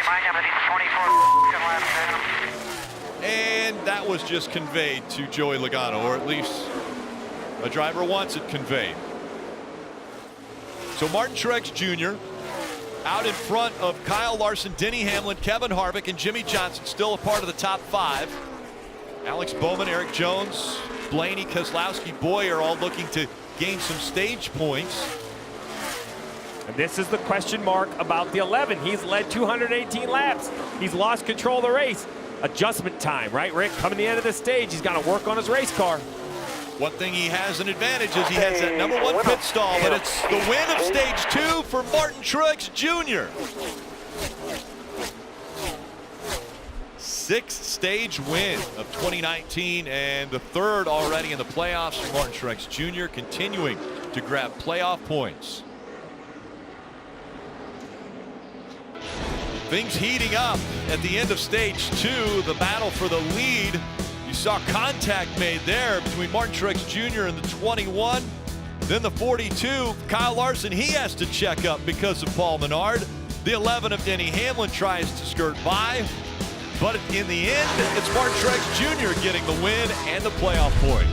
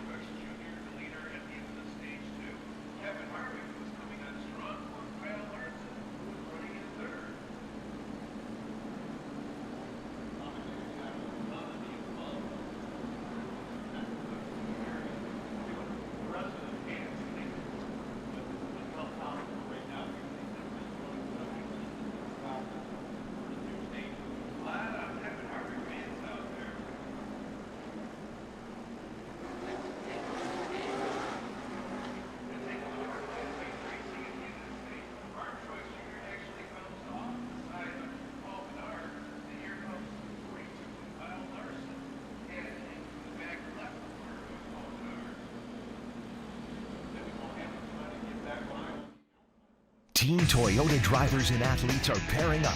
All NASCAR playoffs to bring fans unique prizes. Head to toyota.com/racing/playoff promo to enter for your chance to win them, plus a 2020 Toyota Camry TRD.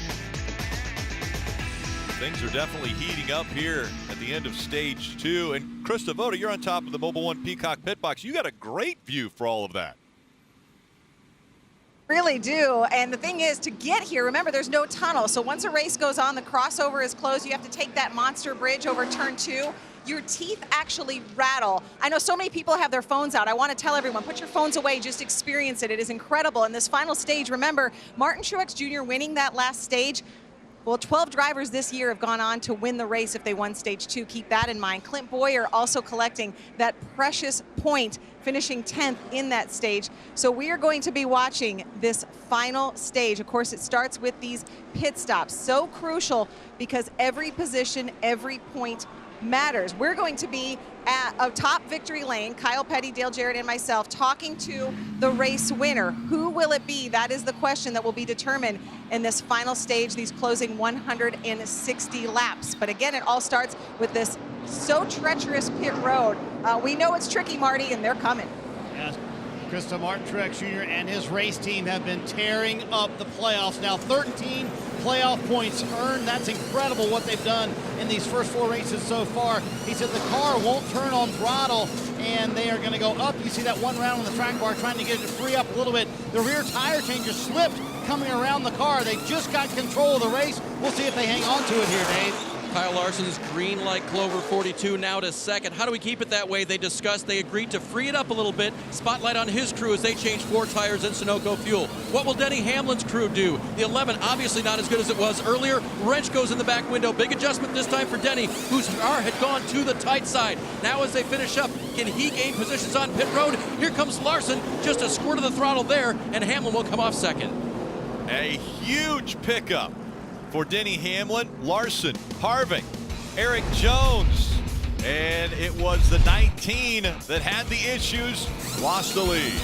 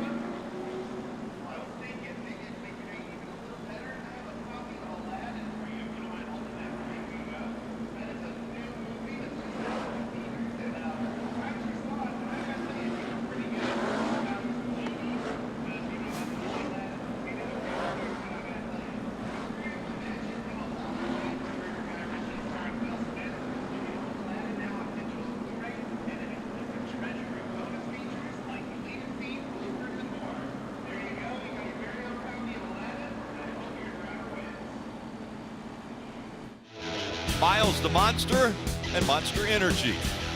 Heck of a show that everyone is able to experience here at the track on this 50th anniversary weekend. So much fun for everyone here in attendance.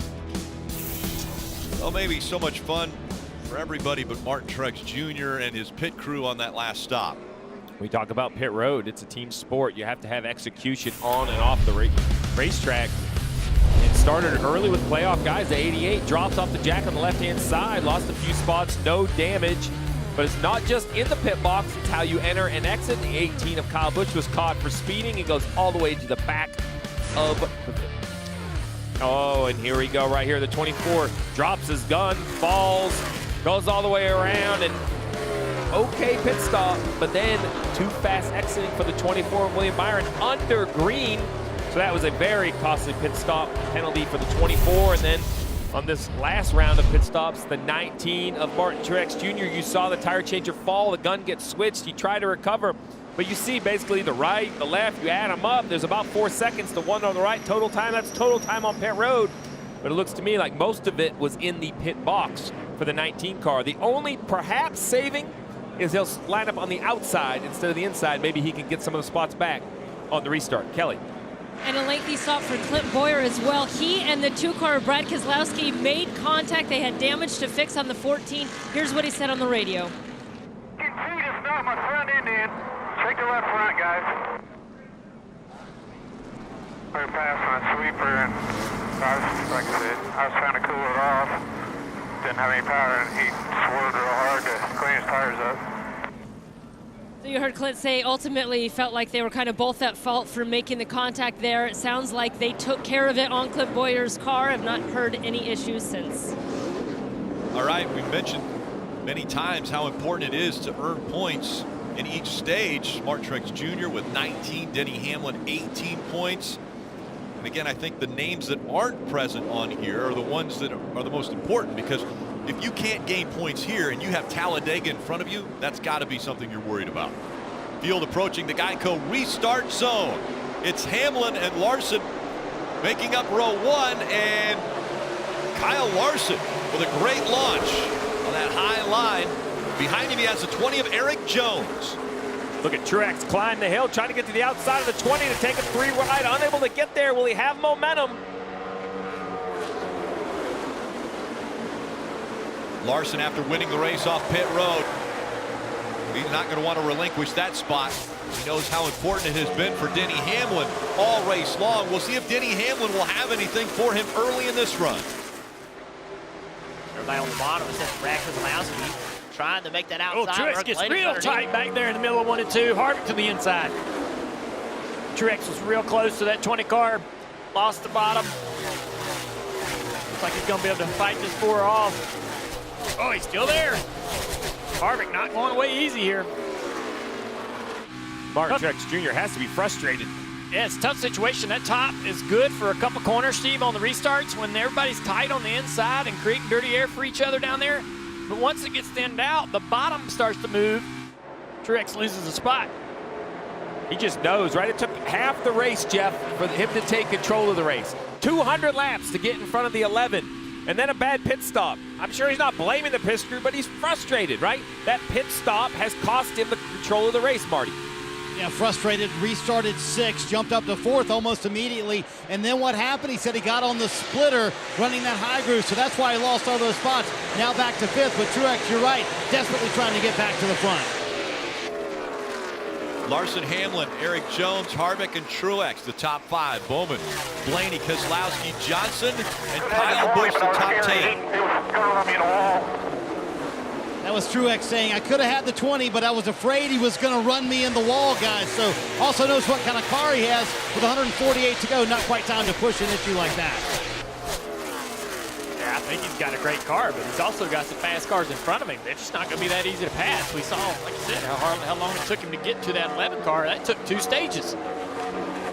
Steve, you break this last stage up into 2 stops, or can you do it? You can do it on 1, but is that too long on the set of tires? No, I think you have to gamble and try to do it on 1. You hope it's not too long on 1 set of tires, but I really feel like you're going to have to go, 75, 80 laps on each set and make it just on 1 pit stop. There's just pit road. It's slow at 35 miles an hour. The lap times are fast, so if you don't get a yellow, I expect to see guys split this one up about in the middle.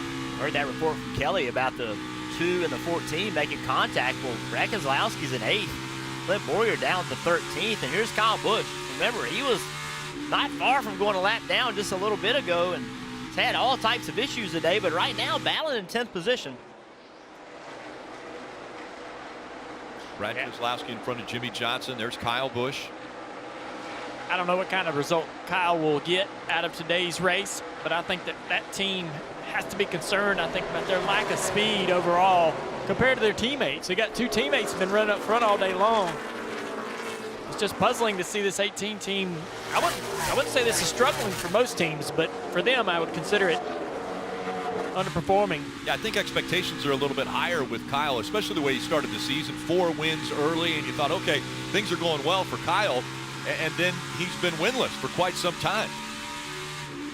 Yeah, just you're looking at just where the car is running, where the speed is in the car, and you just don't see the traditional top 2, top 3 speed that you usually have with Kyle. Harvick trying to get to this 20 car, Marty.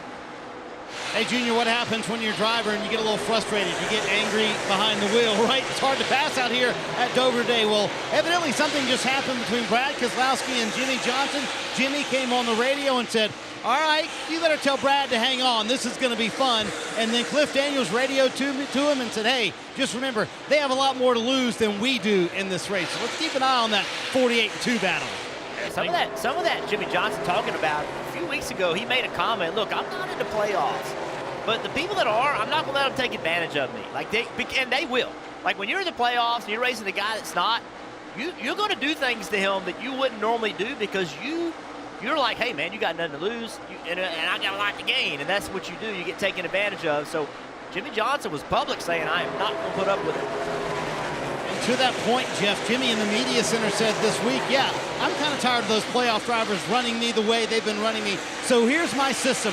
One time, okay, that's fine. Second time, you get a phone call. Third time, I'm going to race you the way you race me. So I think Jimmy's had enough of these playoff drivers taking advantage of him, and he's not going to take it anymore. I think it's funny, Jimmy Johnson complaining about playoff drivers. This is his first time he's ever missed the playoffs. Yeah. Well, that's a pretty patient response. He's figured out how the other half has to live. That's a pretty patient response. First, I'm going to do this, and I'm going to give you a phone call, and then I'm going to, you know what I mean? So that's Jimmy Johnson giving people the benefit of the doubt. The 7-time champion, Jimmy Johnson. The 83-time winner, Jimmy Johnson. You watch him, though, man. He's got a much faster car than Keselowski, and he will get this close and then lose the nose off the big spoiler on the back of that 2 car. And big news for that team this week as well. Announced that they re-signed Ally as their sponsor, so moving forward, this 48 team has good, solid funding for the next several years.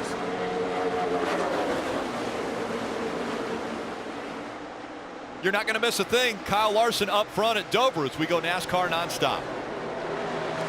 Bass Pro Shops and Cabela's know the only thing better than the last adventure is the next one. Stop by today for an incredible selection of outdoor gear, great people to help you, and a shopping experience like no other. Bass Pro Shops and Cabela's. Your adventure starts here.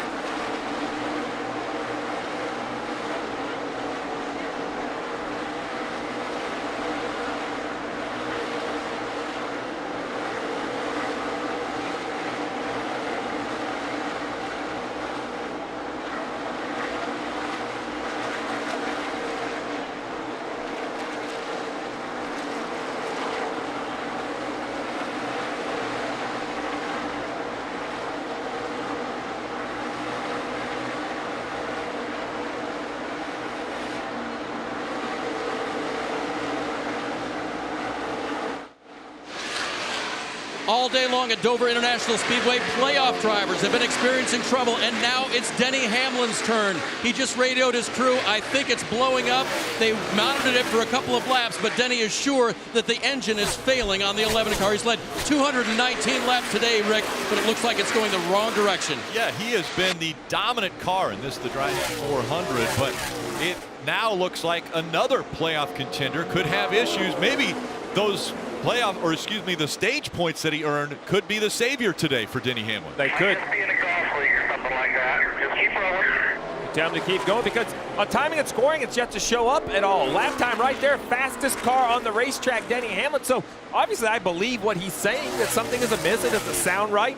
But all the team is saying is, I don't think it's down on power. You couldn't be the fastest car out there if we had less horsepower, but obviously something amiss on the 11. We'll see if it holds together for the final 128 laps. It had a near miss off of turn 4 with a lap car. Looks like it gave him a little bit of damage to that quarter panel. Some close calls for Denny out there today. 219 laps. Denny Hamlin was out front. Now it's Kyle Larson that's leading as we see the 48 able to clear the 2 of Brad Keselowski. That was for the 8th position. Yeah, Brad didn't put much of a fight up there, almost like he let him go. Now Kyle Busch jumping on the outside of him. Brad's car just been out of the racetrack, sliding around, barely hanging on to those positions, struggling. We talked about Kyle Busch, and they've not quite been themselves. Brad Keselowski not himself as well today, just hanging on this backside of the top 10. We heard about Clint Boyer and Brad having trouble with the damage. Well, here they are. They're under caution, coming to pit road. Brad Keselowski warming his tires up, does not know Clint's there, and big contact. That's what Clint was talking about. Clint had his shut off. They shut him off under caution to get the temperature down. So he had pulled up a little further on Brad than Brad realized, and Brad was just warming his tires up like they do before coming on pit road, made that contact. Matt DiBenedetto, he's also trying to get by Brad Keselowski. DiBenedetto in the 95 makes the run to the bottom of the racetrack. Brad's really falling off right here. Talked to Brad this morning. He was not happy at all with his car yesterday. Told me that his goal would be finished 10th today. They just were not good at all. Had no confidence coming into this race. Keselowski is one of those drivers who wanted to make sure he earned some points, but never was able to earn points in either one of the stages. Actually, he did get 2 points in the second stage. That was it, though, for him. I will say, guys, when you talk about the rounds of the playoff, I don't think the first round, the round of 16, could go any worse for the driver of the 20, Eric Jones. But having a great day here today, running third.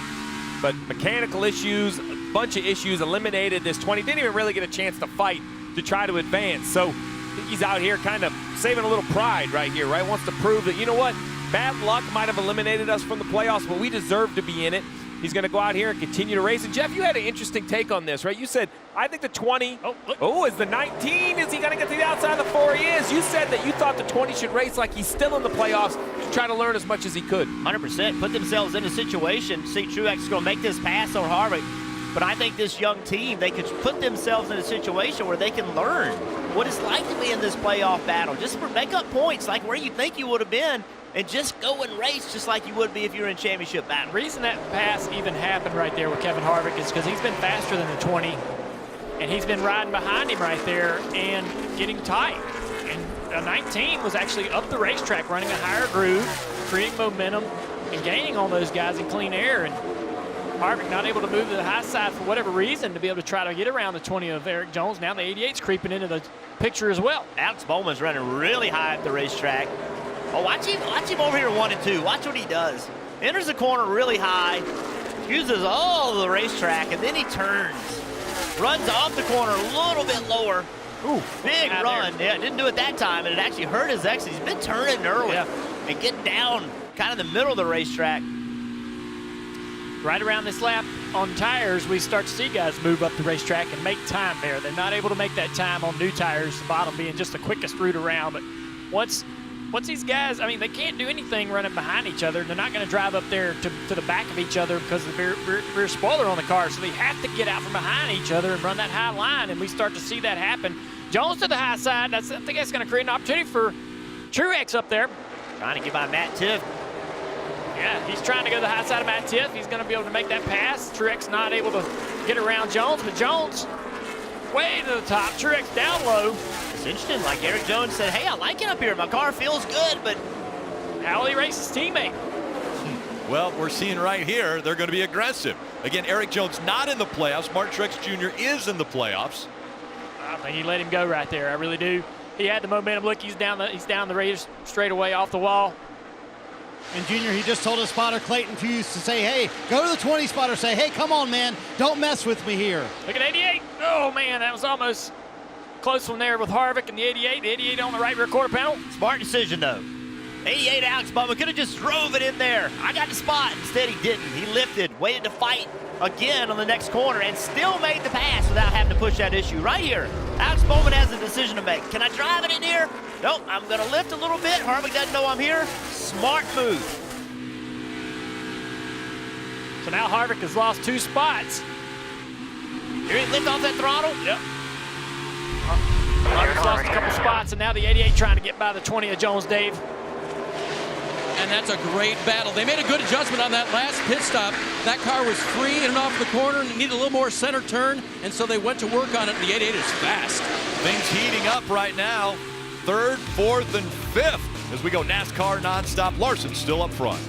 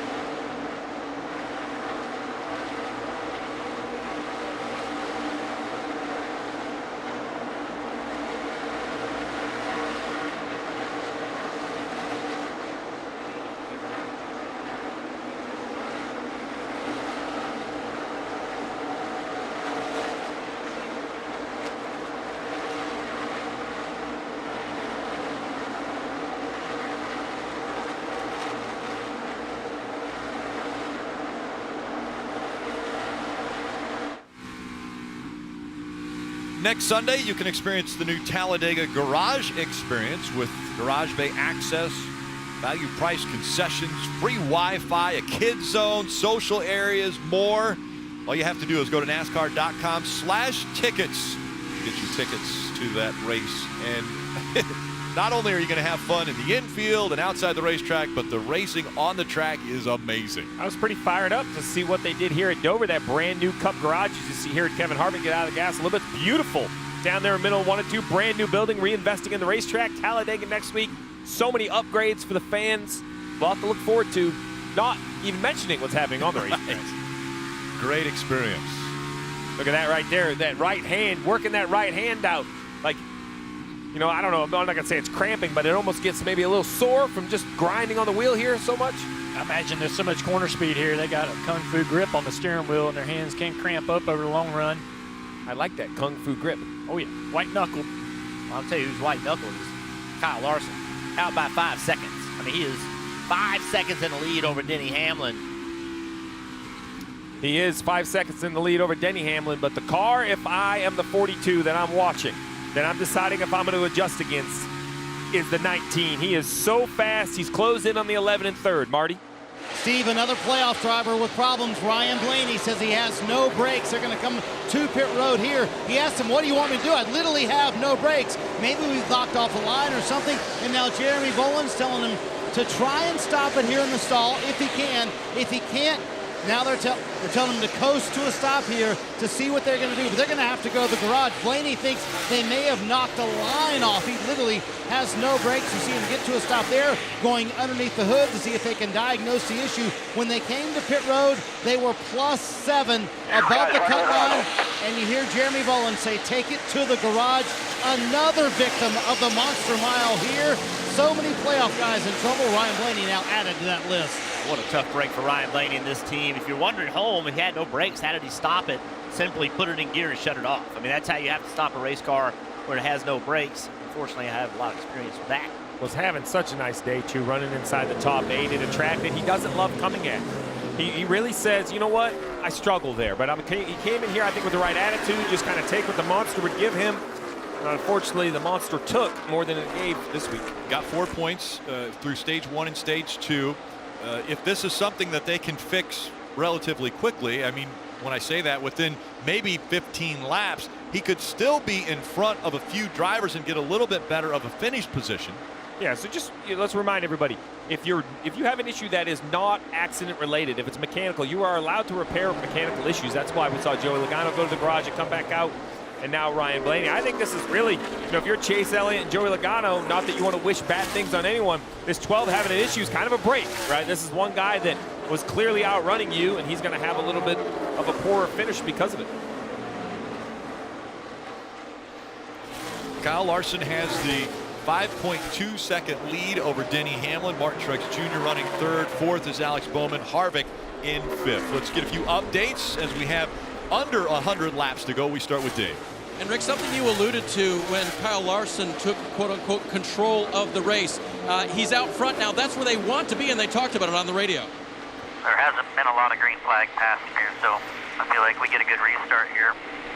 Take control of the race, keep control of the race, and, you know, just up to us to finish it off. He got a good restart. It is up to them. They've had control of the race, and Kyle Larson continues to lead now for the last few laps. Denny Hamlin, remember he had that issue as we came out of break talking about the car, thought it was blowing up. In fact, they asked him, are you sure? And Denny said, I am sure. Well, no mention of it since. The only thing that stayed consistent with the 11 is that it won't turn, Marty. That 11, it feels real tight to the driver. Dave, that phrase, controlling the race, Martin Truex Jr. had it until a pit stop a moment ago, the last set of stops. He restarted 6th, has made his way to 3rd, and you can count 4 outside passes for Truex today. Certainly determined to get back to the front. Car's just a little bit too tight right now, but they've been good on the long run, Dave.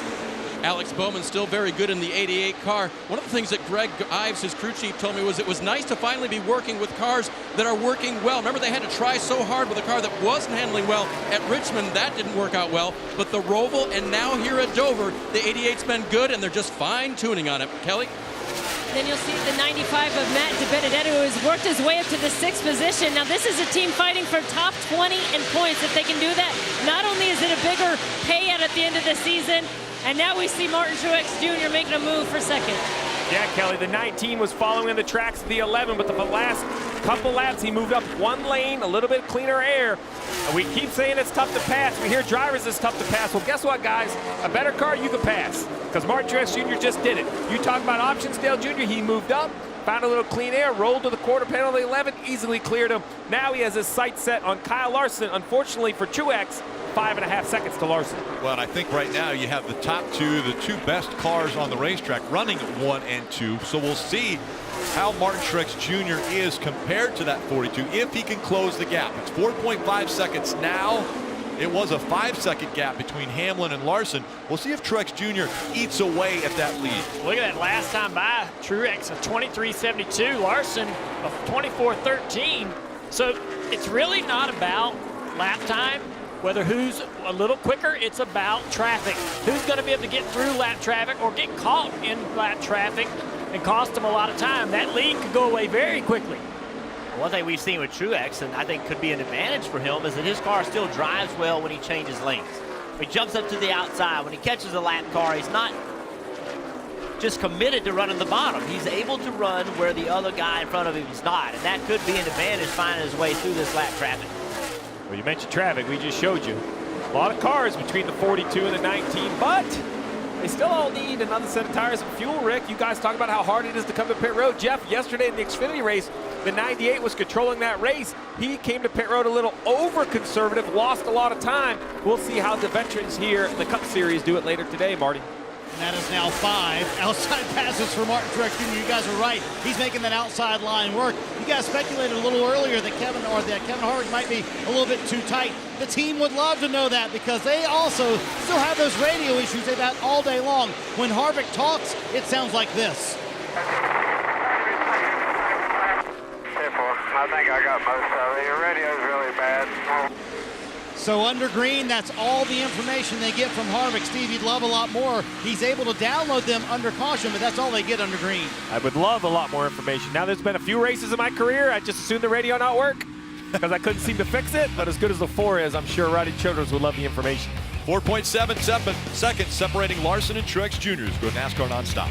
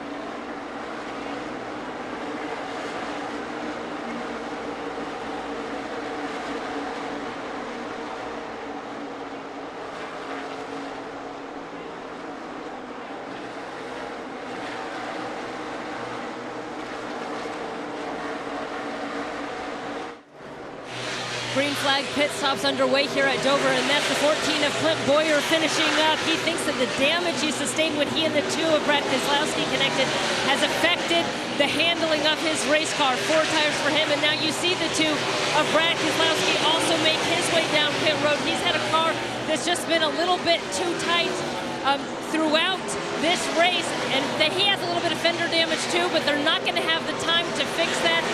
And actually, he's gotten too loose. They've asked him to tighten him up, Dave. Denny Hamlin now brings the 11 car slowly down pit road. The good news is it's still running at this point. Remember motor issues that he radioed the crew about. He'll take on 4 fresh Goodyear tires in Sunoco fuel here. Wants him to be freed up, Marty. Cole Burns, top of your screen, pitting Martin Truex Jr. They're pitting early here in the window like they've done all day long. It has gained them track position before, but they are 6 seconds behind Kyle Larson. We'll see if they can cut into that lead. You see a big wedge adjustment there for Rodney Childers and Kevin Harvick. Rodney Childers doing his best detective work to kind of guess what the car is doing, but that's the advantage of an in-car camera. He can watch Kevin, kind of know how that car is handling even without that radio communication, Dave. Leader Larson now on pit road, still under green here at Dover. 4 fresh tires for Larson as well. Near the end of that run, the car was starting to tighten up just a little bit, so they'll make an air pressure adjustment, try to get him on and off of pit road as efficiently as possible. As for the 88 of Alex Bowman, really good rhythm by his spotter told him on the racetrack as far as the balance of the car, it's better that run. The center turn is better, so now the object, don't make it any worse. A good stop for the 88 crew. Good stop for the 88, good stop for the 42 of Larson. Everybody on and off pit road, it seems, without trouble. So as we see the cars exiting pit road, the 42, middle of the back stretch, I think he will hold the lead. He had about 6 seconds over the 19 of Martin Truex Jr. And the old iChrometer, Rick, says it looks about like 6 seconds still. Paul Menard hadn't been on pit road. The 20 too fast on pit road. So Eric Jones hit with a penalty. William Byron in the 24 is on pit road. As everyone is cycling through their green flag stops, still Paul Menard hasn't been to pit road. Dave. Remember, for the 24 driver, the big news of the day was his speeding penalty on pit road. Really not able to overcome that, but just trying to have a good finish now. Getting good service from his crew as well while he's on pit road here. 4 tires and fuel for William Byron. Menard staying out, still being scored as the race leader. Ricky Stenhouse Jr. also has not been to pit road yet. He's running 3rd on the scoring list. Kyle Larson is being scored 2nd. So that's how well Larson was running.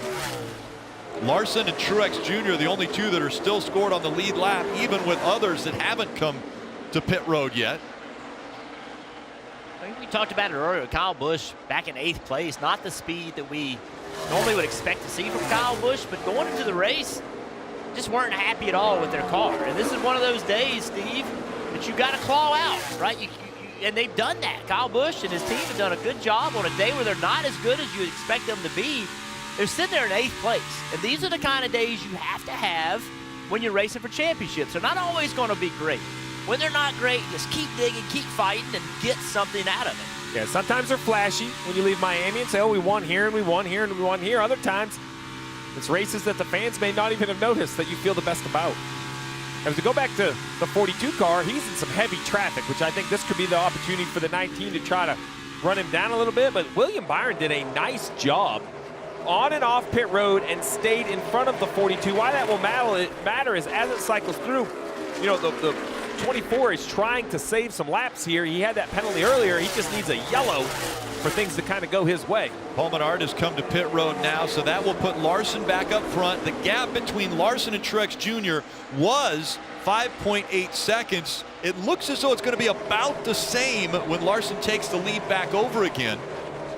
Yeah, I think that's fair. We see right here, this is Truex starting to work through traffic inside of the 15. And there you go, 6.5 seconds from 1st to 2nd. Dave. And this is in the why not category. Crew Chief Greg Irwin leaving his driver out there as long as he could, hoping for a caution. Remember, this is Paul's final year of full-time competition in the Cup Series, trying to get him a win. And Irwin reminded me this morning when I talked to him about the 21, best qualifying effort for Paul here at Dover since 2011. So all day, they've raced on the lead lap and had a real pep in their step. Trying to stay on the lead lap. It probably won't happen, though. Now 12th for Paul Menard. Larson up front again.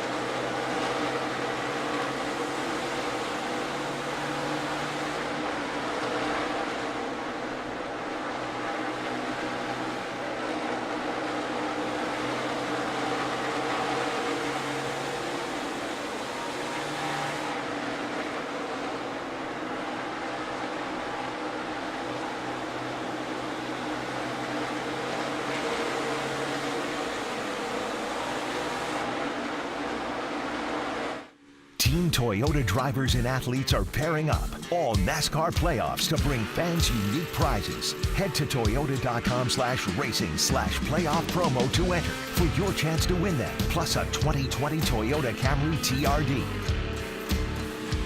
And Kyle Busch will be a part of NASCAR America Motor Mouse on Wednesday.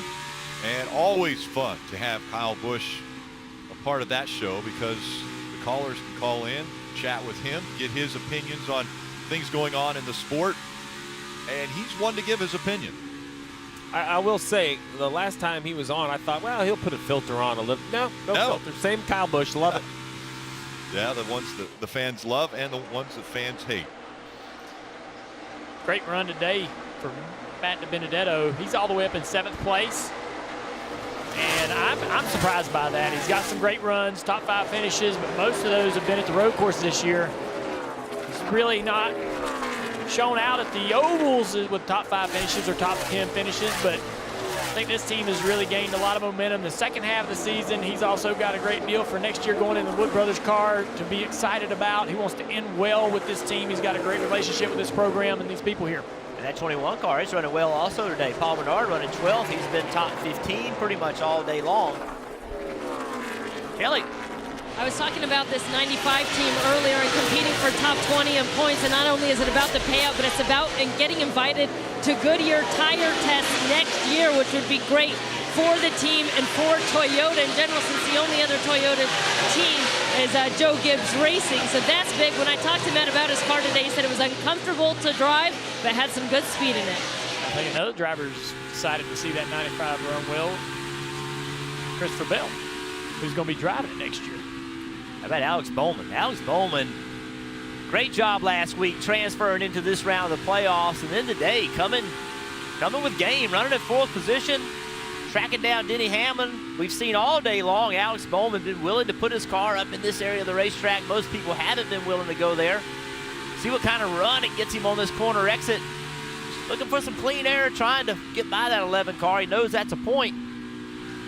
Yeah, it's a little early in the run on the tires to be able to make that high side work. That bottom's still very quick on the, that 11 car still very quick on the bottom. As this run goes on, and as the 11 gets into lap traffic, could present an opportunity for Alex. But very tough situation right now. He doesn't want to give the 4 car behind him and Kevin Harvick an opportunity to get around him. He feels like, hey, I'm faster than the 4 car. I've worked my way around him. Don't want to give that spot up. Sure, he'll be hard to pass then as Harvick is filling up his mirror. It's a tough situation to be in, Rick, is you got a guy for position behind you. So you can't just think offense, offense, offense. I can't just change and run whatever line I want because I might give up that position to the car behind me. I don't want to do that. What a great battle for 3rd. All 3 cars right here together. All waiting for each other to make a mistake. Laps continue to wind down, just 57 to go. And with just 57 laps to go, I want to take a look at the Ram trucks built to serve. Well, we've seen all day long, navigate lap traffic. When you get to them, you got to make a move quick. Don't let the guy behind you take advantage of you. Yeah, restarts. We haven't had many of them today, but if we get another one, it'll be critical and crucial for these guys to make all the hay they can on those first few corners. And then mistakes, whether the mistakes on restarts, on pit road, in your strategy, whatever you're doing, and then pit road, don't let it ruin your day, Rick. We have seen it with penalties, both speeding, with mistakes with tire changers. This is a track. We haven't had a loose wheel yet. Knock on wood, that happens some here. So as we see this great racing, 55 laps to go, if we see a yellow, pit road will be busy. Well, remember the 88, they dropped the jack on the 88 when he was in pit road too. So he's had a pretty valiant fight here to be up in the top 5 and right now holding on to that 4th position with Harvick, though adding a lot of pressure right now. Larson, Truex Jr., Hamlin, Bowman, Harvick, they're the top 5. Kyle Busch has made his way back up into the top 6 after a speeding penalty. He's had to work for it. Matt DiBenedetto running 7th. Jimmy Johnson is 8th. Keselowski is 9th. And Kurt Busch running in the top 10. Let's get a few more updates as we have just 54 laps, now 53 laps to go. We start with Dave. And Rick, one of the keys for Kyle Larson leading today is keeping that 42 car clean. Steve alluded to it earlier, keeping it clean most of the season. Well, I kind of addressed that with Chad Johnson this morning. He goes, dude, wait a minute. You mean recently? Because we've wrecked 13 cars this year. Kyle known for riding the high line, taking risks, but lately he said he's done a much better job of that, and all day today at Dover, Marty. Well, Dave, it hasn't been the Dover winning day that Jimmy Johnson expected coming in today, but he told me something interesting before the race. He said, I'm feeling things and understanding things in the car that I honestly haven't felt and understood in 3 years. With Cliff Daniels, we're now making changes. I understand them. I'm feeling what I should, and it's been at least 3 years since I could say that, Kelly. Brad Keselowski was the only driver to finish in the top 5 in all 3 playoff races of round 1, but his crew chief Paul Wolfe kind of shrugged it off to me and said we still have got to do better than that. As you see on the right side of your screen, Alex Bowman trying to make a move on Denny Hamlin, and now this 2 car really looking forward to getting to Talladega and then Kansas, which will close out this round and is the site of their last win. Big run there for third on the right side of the screen as Alex Bowman is going to clear the 11 of Denny Hamlin. Here comes the 4 of Harvick as well. Denny's going to have a run off the top here. Bowman had a run on that 11 car down the front straightaway and got in the back of him going into turn 1 to start this battle. Bowman is clear. Now Harvick trying to go around that 11 car Hamlin. Hamlin trapped behind the lap traffic here. He's going to clear Harvick and be able to go to the bottom. All right, and I, like many of the fans watching, are wondering, when Denny Hamlin said he was positive that his engine was blowing up, how is he still running in the top 4? Well, his engine wasn't blowing up. There was some other problem. You know, drivers hear and feel things. He may have an issue with that engine. It may not be running full song, but clearly it wasn't a massive mechanical issue, but it may be that it's not running as well as it was running. Watch this 88 car. This is on board Bowman. He had to lift a little bit. He thought maybe that 11 car is going to get him to the outside. I'm not sure. And right here, thought he was clear. I'm sure he thought he was clear. Denny Hamlin, great job of fighting back. Alex Bowman doing a nice job of giving him enough room. Stayed in the fight. Ran the bottom of the racetrack, able to clear him. I tell you what, guys, I know Kyle Larson has a big lead. It was over 6 seconds. Now it's under 5. William Byron is battling. He cannot lose another lap. As he fights hard, it's costing Kyle Larson time.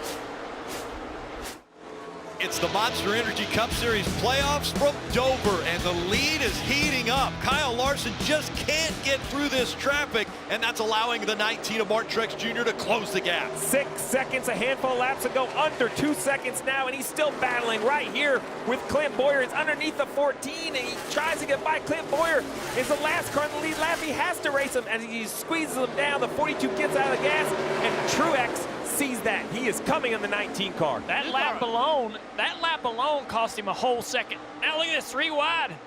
Contact with the 2 car. 2 cars having trouble. The 2 cars way off pace right here, moving out of the way, letting people go. Now the 42 on the outside of the 14. Needed to make that happen. He's going to clear him now. So Kyle Larson gets by him. Now the 19 has to do the same thing. He's going to have to fight through those guys as well. They're not going to fight the lead, or the 19 is tough as the leader. Look at this, from lap 359 to 362, 0.6 of a second right away. The 19 is coming with 37 laps to go, Marty. He has cut 5 seconds off that lead. And Steve, you know it as a crew chief. Cole Pern is cheering so hard for Martin Truex Jr., encouraging him, saying, listen, the 42's gone loose. He can't work lap traffic like you can. You see him, go get him. Oh, this is it right here, right around the bottom of the racetrack. As he got to get clear. The 41 is just on the outside. Now he's got to get by the 41. Daniel Suarez just in front of him. This is Martin Truex Jr. trying to get by through the lap traffic to catch up to the 42 of Kyle Larson. Talked all day about how difficult it is to pass. Well, who's the car that's been able to pass? Who's the driver that's been able to make passes? That 19, Martin Truex Jr. He, I believe, has passed more cars than everybody else from the way it looks. So still 2 seconds back, a ton of work to do, but he is the guy in the car that seems to be able to make it happen. A ton of work to do, but in touch now, right, Junior? Like 2 seconds, 1 lap car, 1 bad corner. Out in front of Larson, though, is Kurt Busch and no other car. So Truex has a little bit more traffic to navigate, cars to pass. That's going to allow Larson an opportunity to put some time back between them. Play blocker, that'd be nice. I got you, bud. I got you. Settle down. Just focus forward here. Sounds like Larson right there, and he's going to get around his teammate real quickly there. So now Larson has a whole half a corner to the next car. And a teammate between him. And that lead is spread out. It's now, look at the difference. So now that, now the lead is even more than that. It's almost 2 3/4 seconds at this point. Marty. And guys, just remember that Martin Truex Jr., by my count, has made 5 position passes on the outside today. The 42 could not make that work around lap cars earlier, so that's Cole Pern's point. He can work lap traffic fairly well, but you're right, that lead extending now for Kyle Larson just a little bit. Larson is catching lap cars as well, but these are slower lap cars. Truex, the cars in front of him are fast cars. Truex is going to have a harder time getting around these cars you see on the screen here. Byron, the 14, the 1, those are quick race cars, tough to pass. And that orange car, that's Clint Bowyer. And the yellow and black car, that's Kurt Busch. So in front of Clint Bowyer is the opportunity to only be the first car 1 lap down. So Clint Bowyer can't afford not to race hard. He's going to have to push here to try to run Kurt down. Well, Chip Ganassi Racing has never gotten out of the round of 12. You have a Chip Ganassi Racing driver leading, and you have a Chip Ganassi Racing driver kind of running blocker between the two. So Kurt Busch could be Kyle Larson's best friend here. Dave? Meanwhile, back in the garage area, Ryan Blaney's team still working on the braking system of that 12. You can see the window net is up. Ryan still in the car, hoping to go back out and complete a few laps. Remember, he entered this round below the cutoff line. 8 drivers move on. He entered P10 with 4 playoff points only. This will hurt. Maybe next week he can make some noise and be daring at Talladega. He's going to have to be daring at Talladega as you look at the points on the left side, and Ryan Blaney in that 12 is 22 points below the cutoff line. Again, you have 3 races, but in that situation, losing that many points in 1 race really puts you in a deep hole. 42 did a nice job of counter-attacking, right? The 19 closed in 3 or 4 seconds as the 42 got in traffic. Once the 42 got clear, running some very efficient laps. You see what's in front of the 19, a lot of traffic, but with 29 to go, a caution will create pit stops, create restarts, and with 29 to go, as fast as the 42 is running, he's going to continue to catch cars. Martin Truex Jr. in that 19, trying to get by these cars, to not have anyone in between himself and the leader, Kyle Larson. Brad Keselowski has been slow on the racetrack. Kelly, what's going on? Well, we saw him drop back a couple of positions, and finally his crew chief, Paul Wolf, asked Brad just that, what's wrong? And Brad simply said, I was pushing it too hard and drove the fronts off of it, so he's simply out of tires. It doesn't sound like anything mechanically wrong with the 2 car. Kelly, I talked to Brad Keselowski this morning. He was one of the drivers that told me he was really worried if this car got really tight and had to make a long run that he could damage that right front tire. So Brad K probably understands that a lot of pressure has been put on that tire. Not very good day so far. Don't make it worse. Just back off a little bit and make sure you finish this race. He's got a little bit of body damage to the right side of that car. Quarter panel down low on the right side, and a little bit right behind the right front tire. Marty. Hey, Junior, the lap traffic is very frustrating. Martin Truex Jr. said, you tell William Byron I will wreck him if he does not move out of the way, and then waited about 10 seconds and said, get him out of my way. Obviously a sense of urgency trying to track down Kyle Larson. Yeah, they actually lost a little bit of time to William Byron. The speed in that 19 car maybe not quite as good as it has been over this run. And if you're William Byron right here, I mean, you got to get closer. Right. Like, I'm not going to get out of your way if you're that far back. You get to me, yeah, I can work with you, but you got to show me you're better than me. Yeah, you're going to have to get a little bit closer than that. William Byron's being scored 2 laps down. He's in the 13th position right now. And again, Martin Truex Jr. in that 19 running second, but he's 4.4 seconds behind Kyle Larson now, who was able to get through all of this lap traffic. It's all right there, the 19, Martin Truex Jr. was able to make a really good 3 and 4. Now he's getting close enough where, okay, William, give me some space, and William did. William moved up out of the way. Truex going to come off the corner on the inside of the lap car there. 52 is going to cost him a little bit of speed. He's going to have to lift, not open the throttle up and open the wheel up. All this lap traffic's allowing Larson to drive away, extending that lead. Just by the 27 of Joe Nemechek as well. Now there's fewer cars in between race leader Kyle Larson and the 19 of Martin Truex Jr. Larson doesn't have any lap cars in front of him. I mean, I'm looking in the whole corner. He's just got 1 car, Ryan Preece. It'll be several laps before he catches Ryan. Probably won't have too big of trouble getting by that car. I just don't see Larson in a situation where anything's going to cost him much time like we saw that earlier lap traffic. Rick, you asked me at the top of the show, who is this race most important for? We kicked around a lot of names, but Kyle Larson started outside front row, and I mentioned it has been a long time. 75 races since his last win at Richmond all the way back in 2017. 9 runner-ups, 9 times. He has been the second best car at a racetrack. Think about that, almost 1,500 laps led. Chip Ganassi Racing has never exited the round of 12, still in the playoffs. Kyle Larson could do that today. Then he goes to Talladega with 0 pressure. Goes to Kansas with 0 pressure. He can already look ahead. He's the first team guaranteed to look ahead at the round of 8. And if he can make it to Miami, Jeff, I don't want to race Kyle Larson to Miami. Yeah, Kyle Larson has always been a factor in Miami, but I'm going to go back and think about Joey Logano, the championship that he won early in the year. I don't think anybody was thinking Joey Logano and that team were good enough to win a championship. They got better, they got hot in the playoffs. Is that what we're seeing with Kyle Larson and his team? There's no question this team has been better over the last 10 races than they were the first part of the year. Can they get good enough to get all the way to Miami? As we remember, Martin Truex Jr. Denny Hamlin dominated the first half of this race. Martin Truex Jr. ran him down and passed him in the closing laps of stage 2. And then they have a bad pit stop on pit road. They go all the way back to the 6th position. We talked about how it took 200 laps for him to get the track position. Well, here we are 140-something laps later from that 200 or lap 243 pit stop.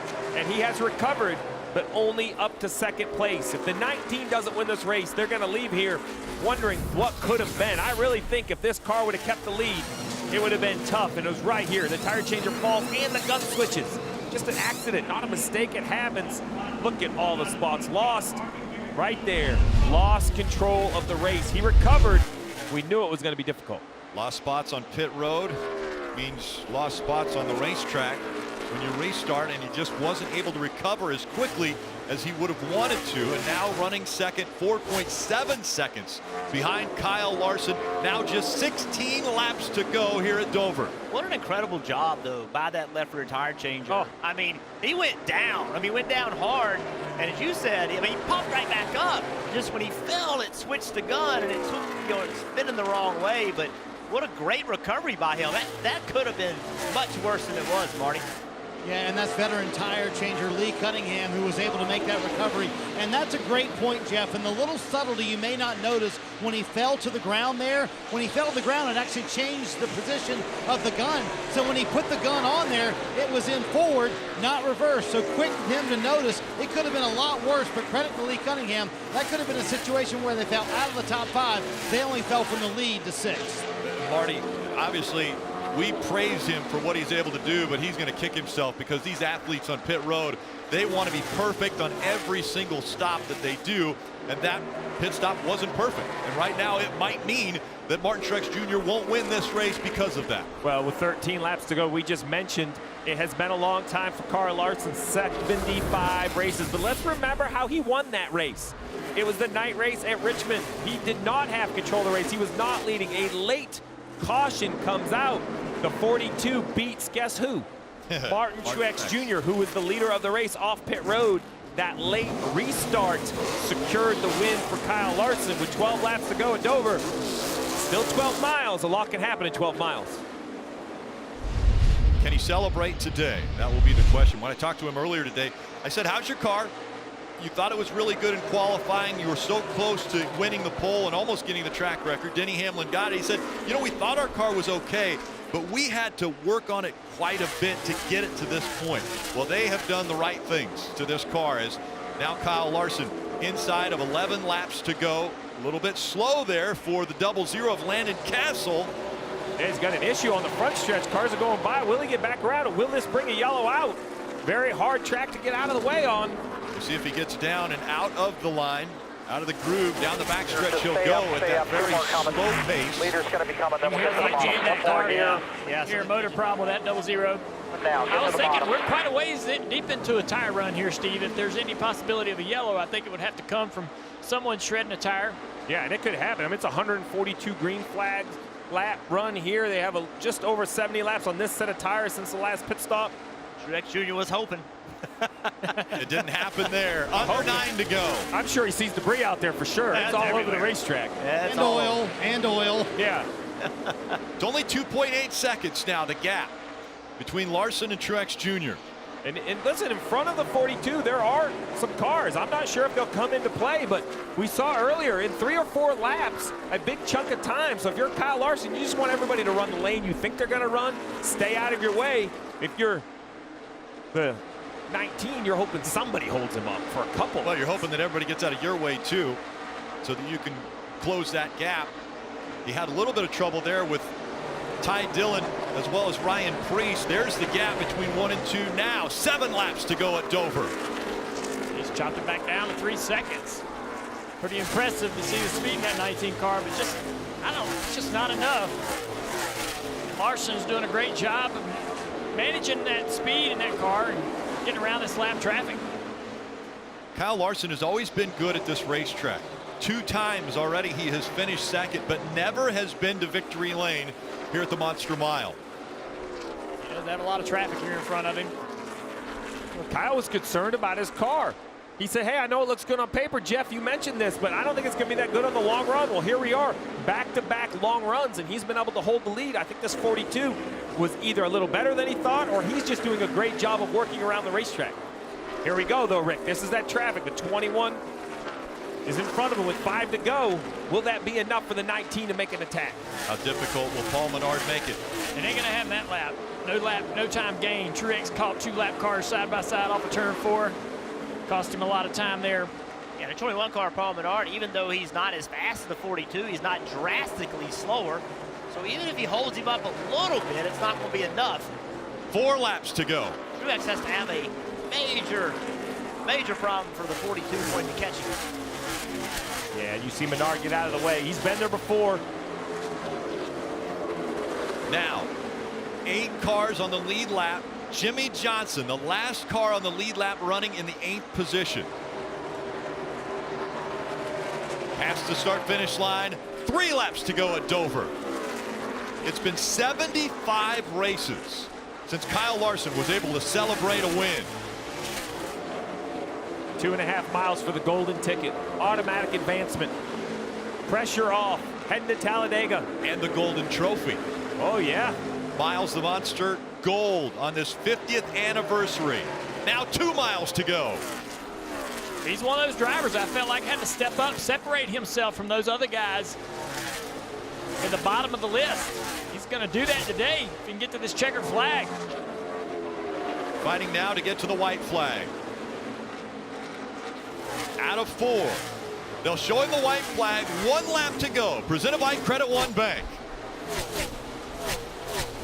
Bring it on home. He'll never get to you. Kyle Larson, the 27-year-old from Elk Grove, California. Throughout the season, it looked like Kurt Busch was the leading driver for Chip Ganassi Racing. Well, it's going to be Kyle Larson who's going to give Chip Ganassi Racing their first run into the next round, the furthest they've ever gone. Larson wins at the Monster Mile. You guys earned it. Hit through 1 that thing. Good job, guys. Excellent job, Nick Drew. You guys been on that lately. Martin Truex Jr. second. Bowman third. Harvick fourth. Denny Hamlin fifth. Kyle Busch ends up 6th. Matt DiBenedetto will be 7th. Jimmy Johnson 8th.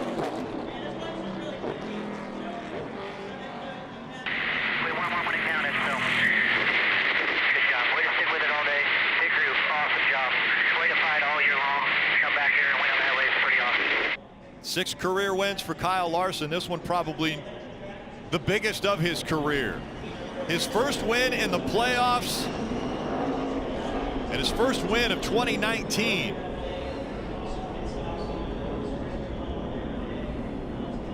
Kyle Larson winning in the Monster Energy Cup Series playoffs. Gold Monster, baby. You earned it. Enjoy, brother.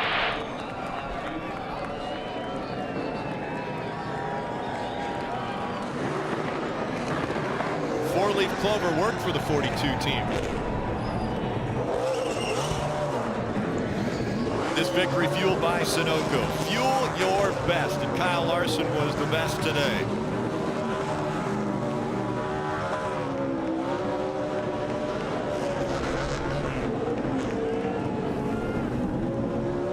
The signature burnout. No steering wheel. That's outside the window.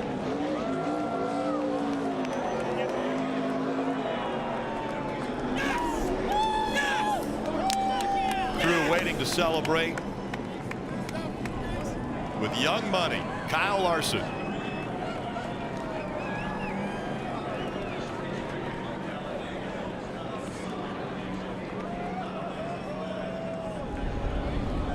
And this will make Talladega so much more enjoyable next week, as Kyle Larson, he's guaranteed into the round of 8.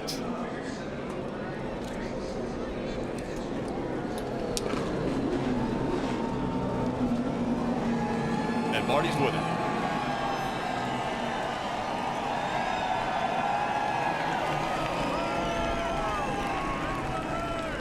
Let him enjoy this moment with the Dover fans. Getting the checkered flag from a young man.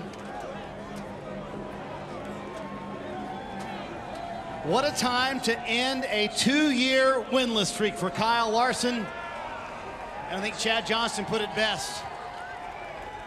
We won one when it counted. How critical was this win for the 42 team, Kyle? It's really critical. You know, everybody in this playoff field is going to be stressing next week at Talladega except for me, so that's good. You know, that's last time I was at Talladega, I was on my lid, and I mean, I could still end up on my lid next week, but it's not going to matter, you know, after this win. So what a day. This Clover Chevy was really good. You know, after the first stage, I kind of changed my driving style up, and I felt like we made the car better at the same time, and it really benefited our long run. So that's as good as I've ever been around, you know, cutting the bottom here. So just a great combination here. Good to be fast in practice and then be good again, or good in the race and get the win. So can't thank all you fans enough for coming out. This cool weather was nice for a change. This is unbelievable. I've always wanted to win a cup race here. I've been close a number of times. So to get a golden monster is going to be pretty sweet. There was no doubt it's well timed, but the biggest win of your career, maybe, Kyle? $1 million earlier this year was pretty nice, but no, this is to win a playoff race. You know, my first playoff victory is special, so I hope there's another one in our future, especially in the next round. So we'll see what we can do. I've kept saying that I felt really close to winning here or anywhere right now. Our pit crew's been doing a better job. Our team's been doing a better job. I've been doing a better job. So just got to keep it going now. How about that, Dover fans? Kyle Larson wins in front of you guys, and for the first time in his career, advances to the round of 8. That $1 million win he was talking about, the All-Star race earlier this year. Kyle just likes to go out and race and win. And in an interview after the fact, he said, now that gets me into the playoffs, right? No, that win didn't count. That one's just for money and bragging rights. So this one right here, this one counts huge because this one advances him into the round of 8, keeps him alive in the playoffs for sure. He doesn't have to worry, as he just mentioned, about Talladega next week because of what he was able to do with his team here at Dover, the Monster Mile. And it seems as though the 42 team and Kyle Larson tamed the monster today. Kyle Larson wins at Dover.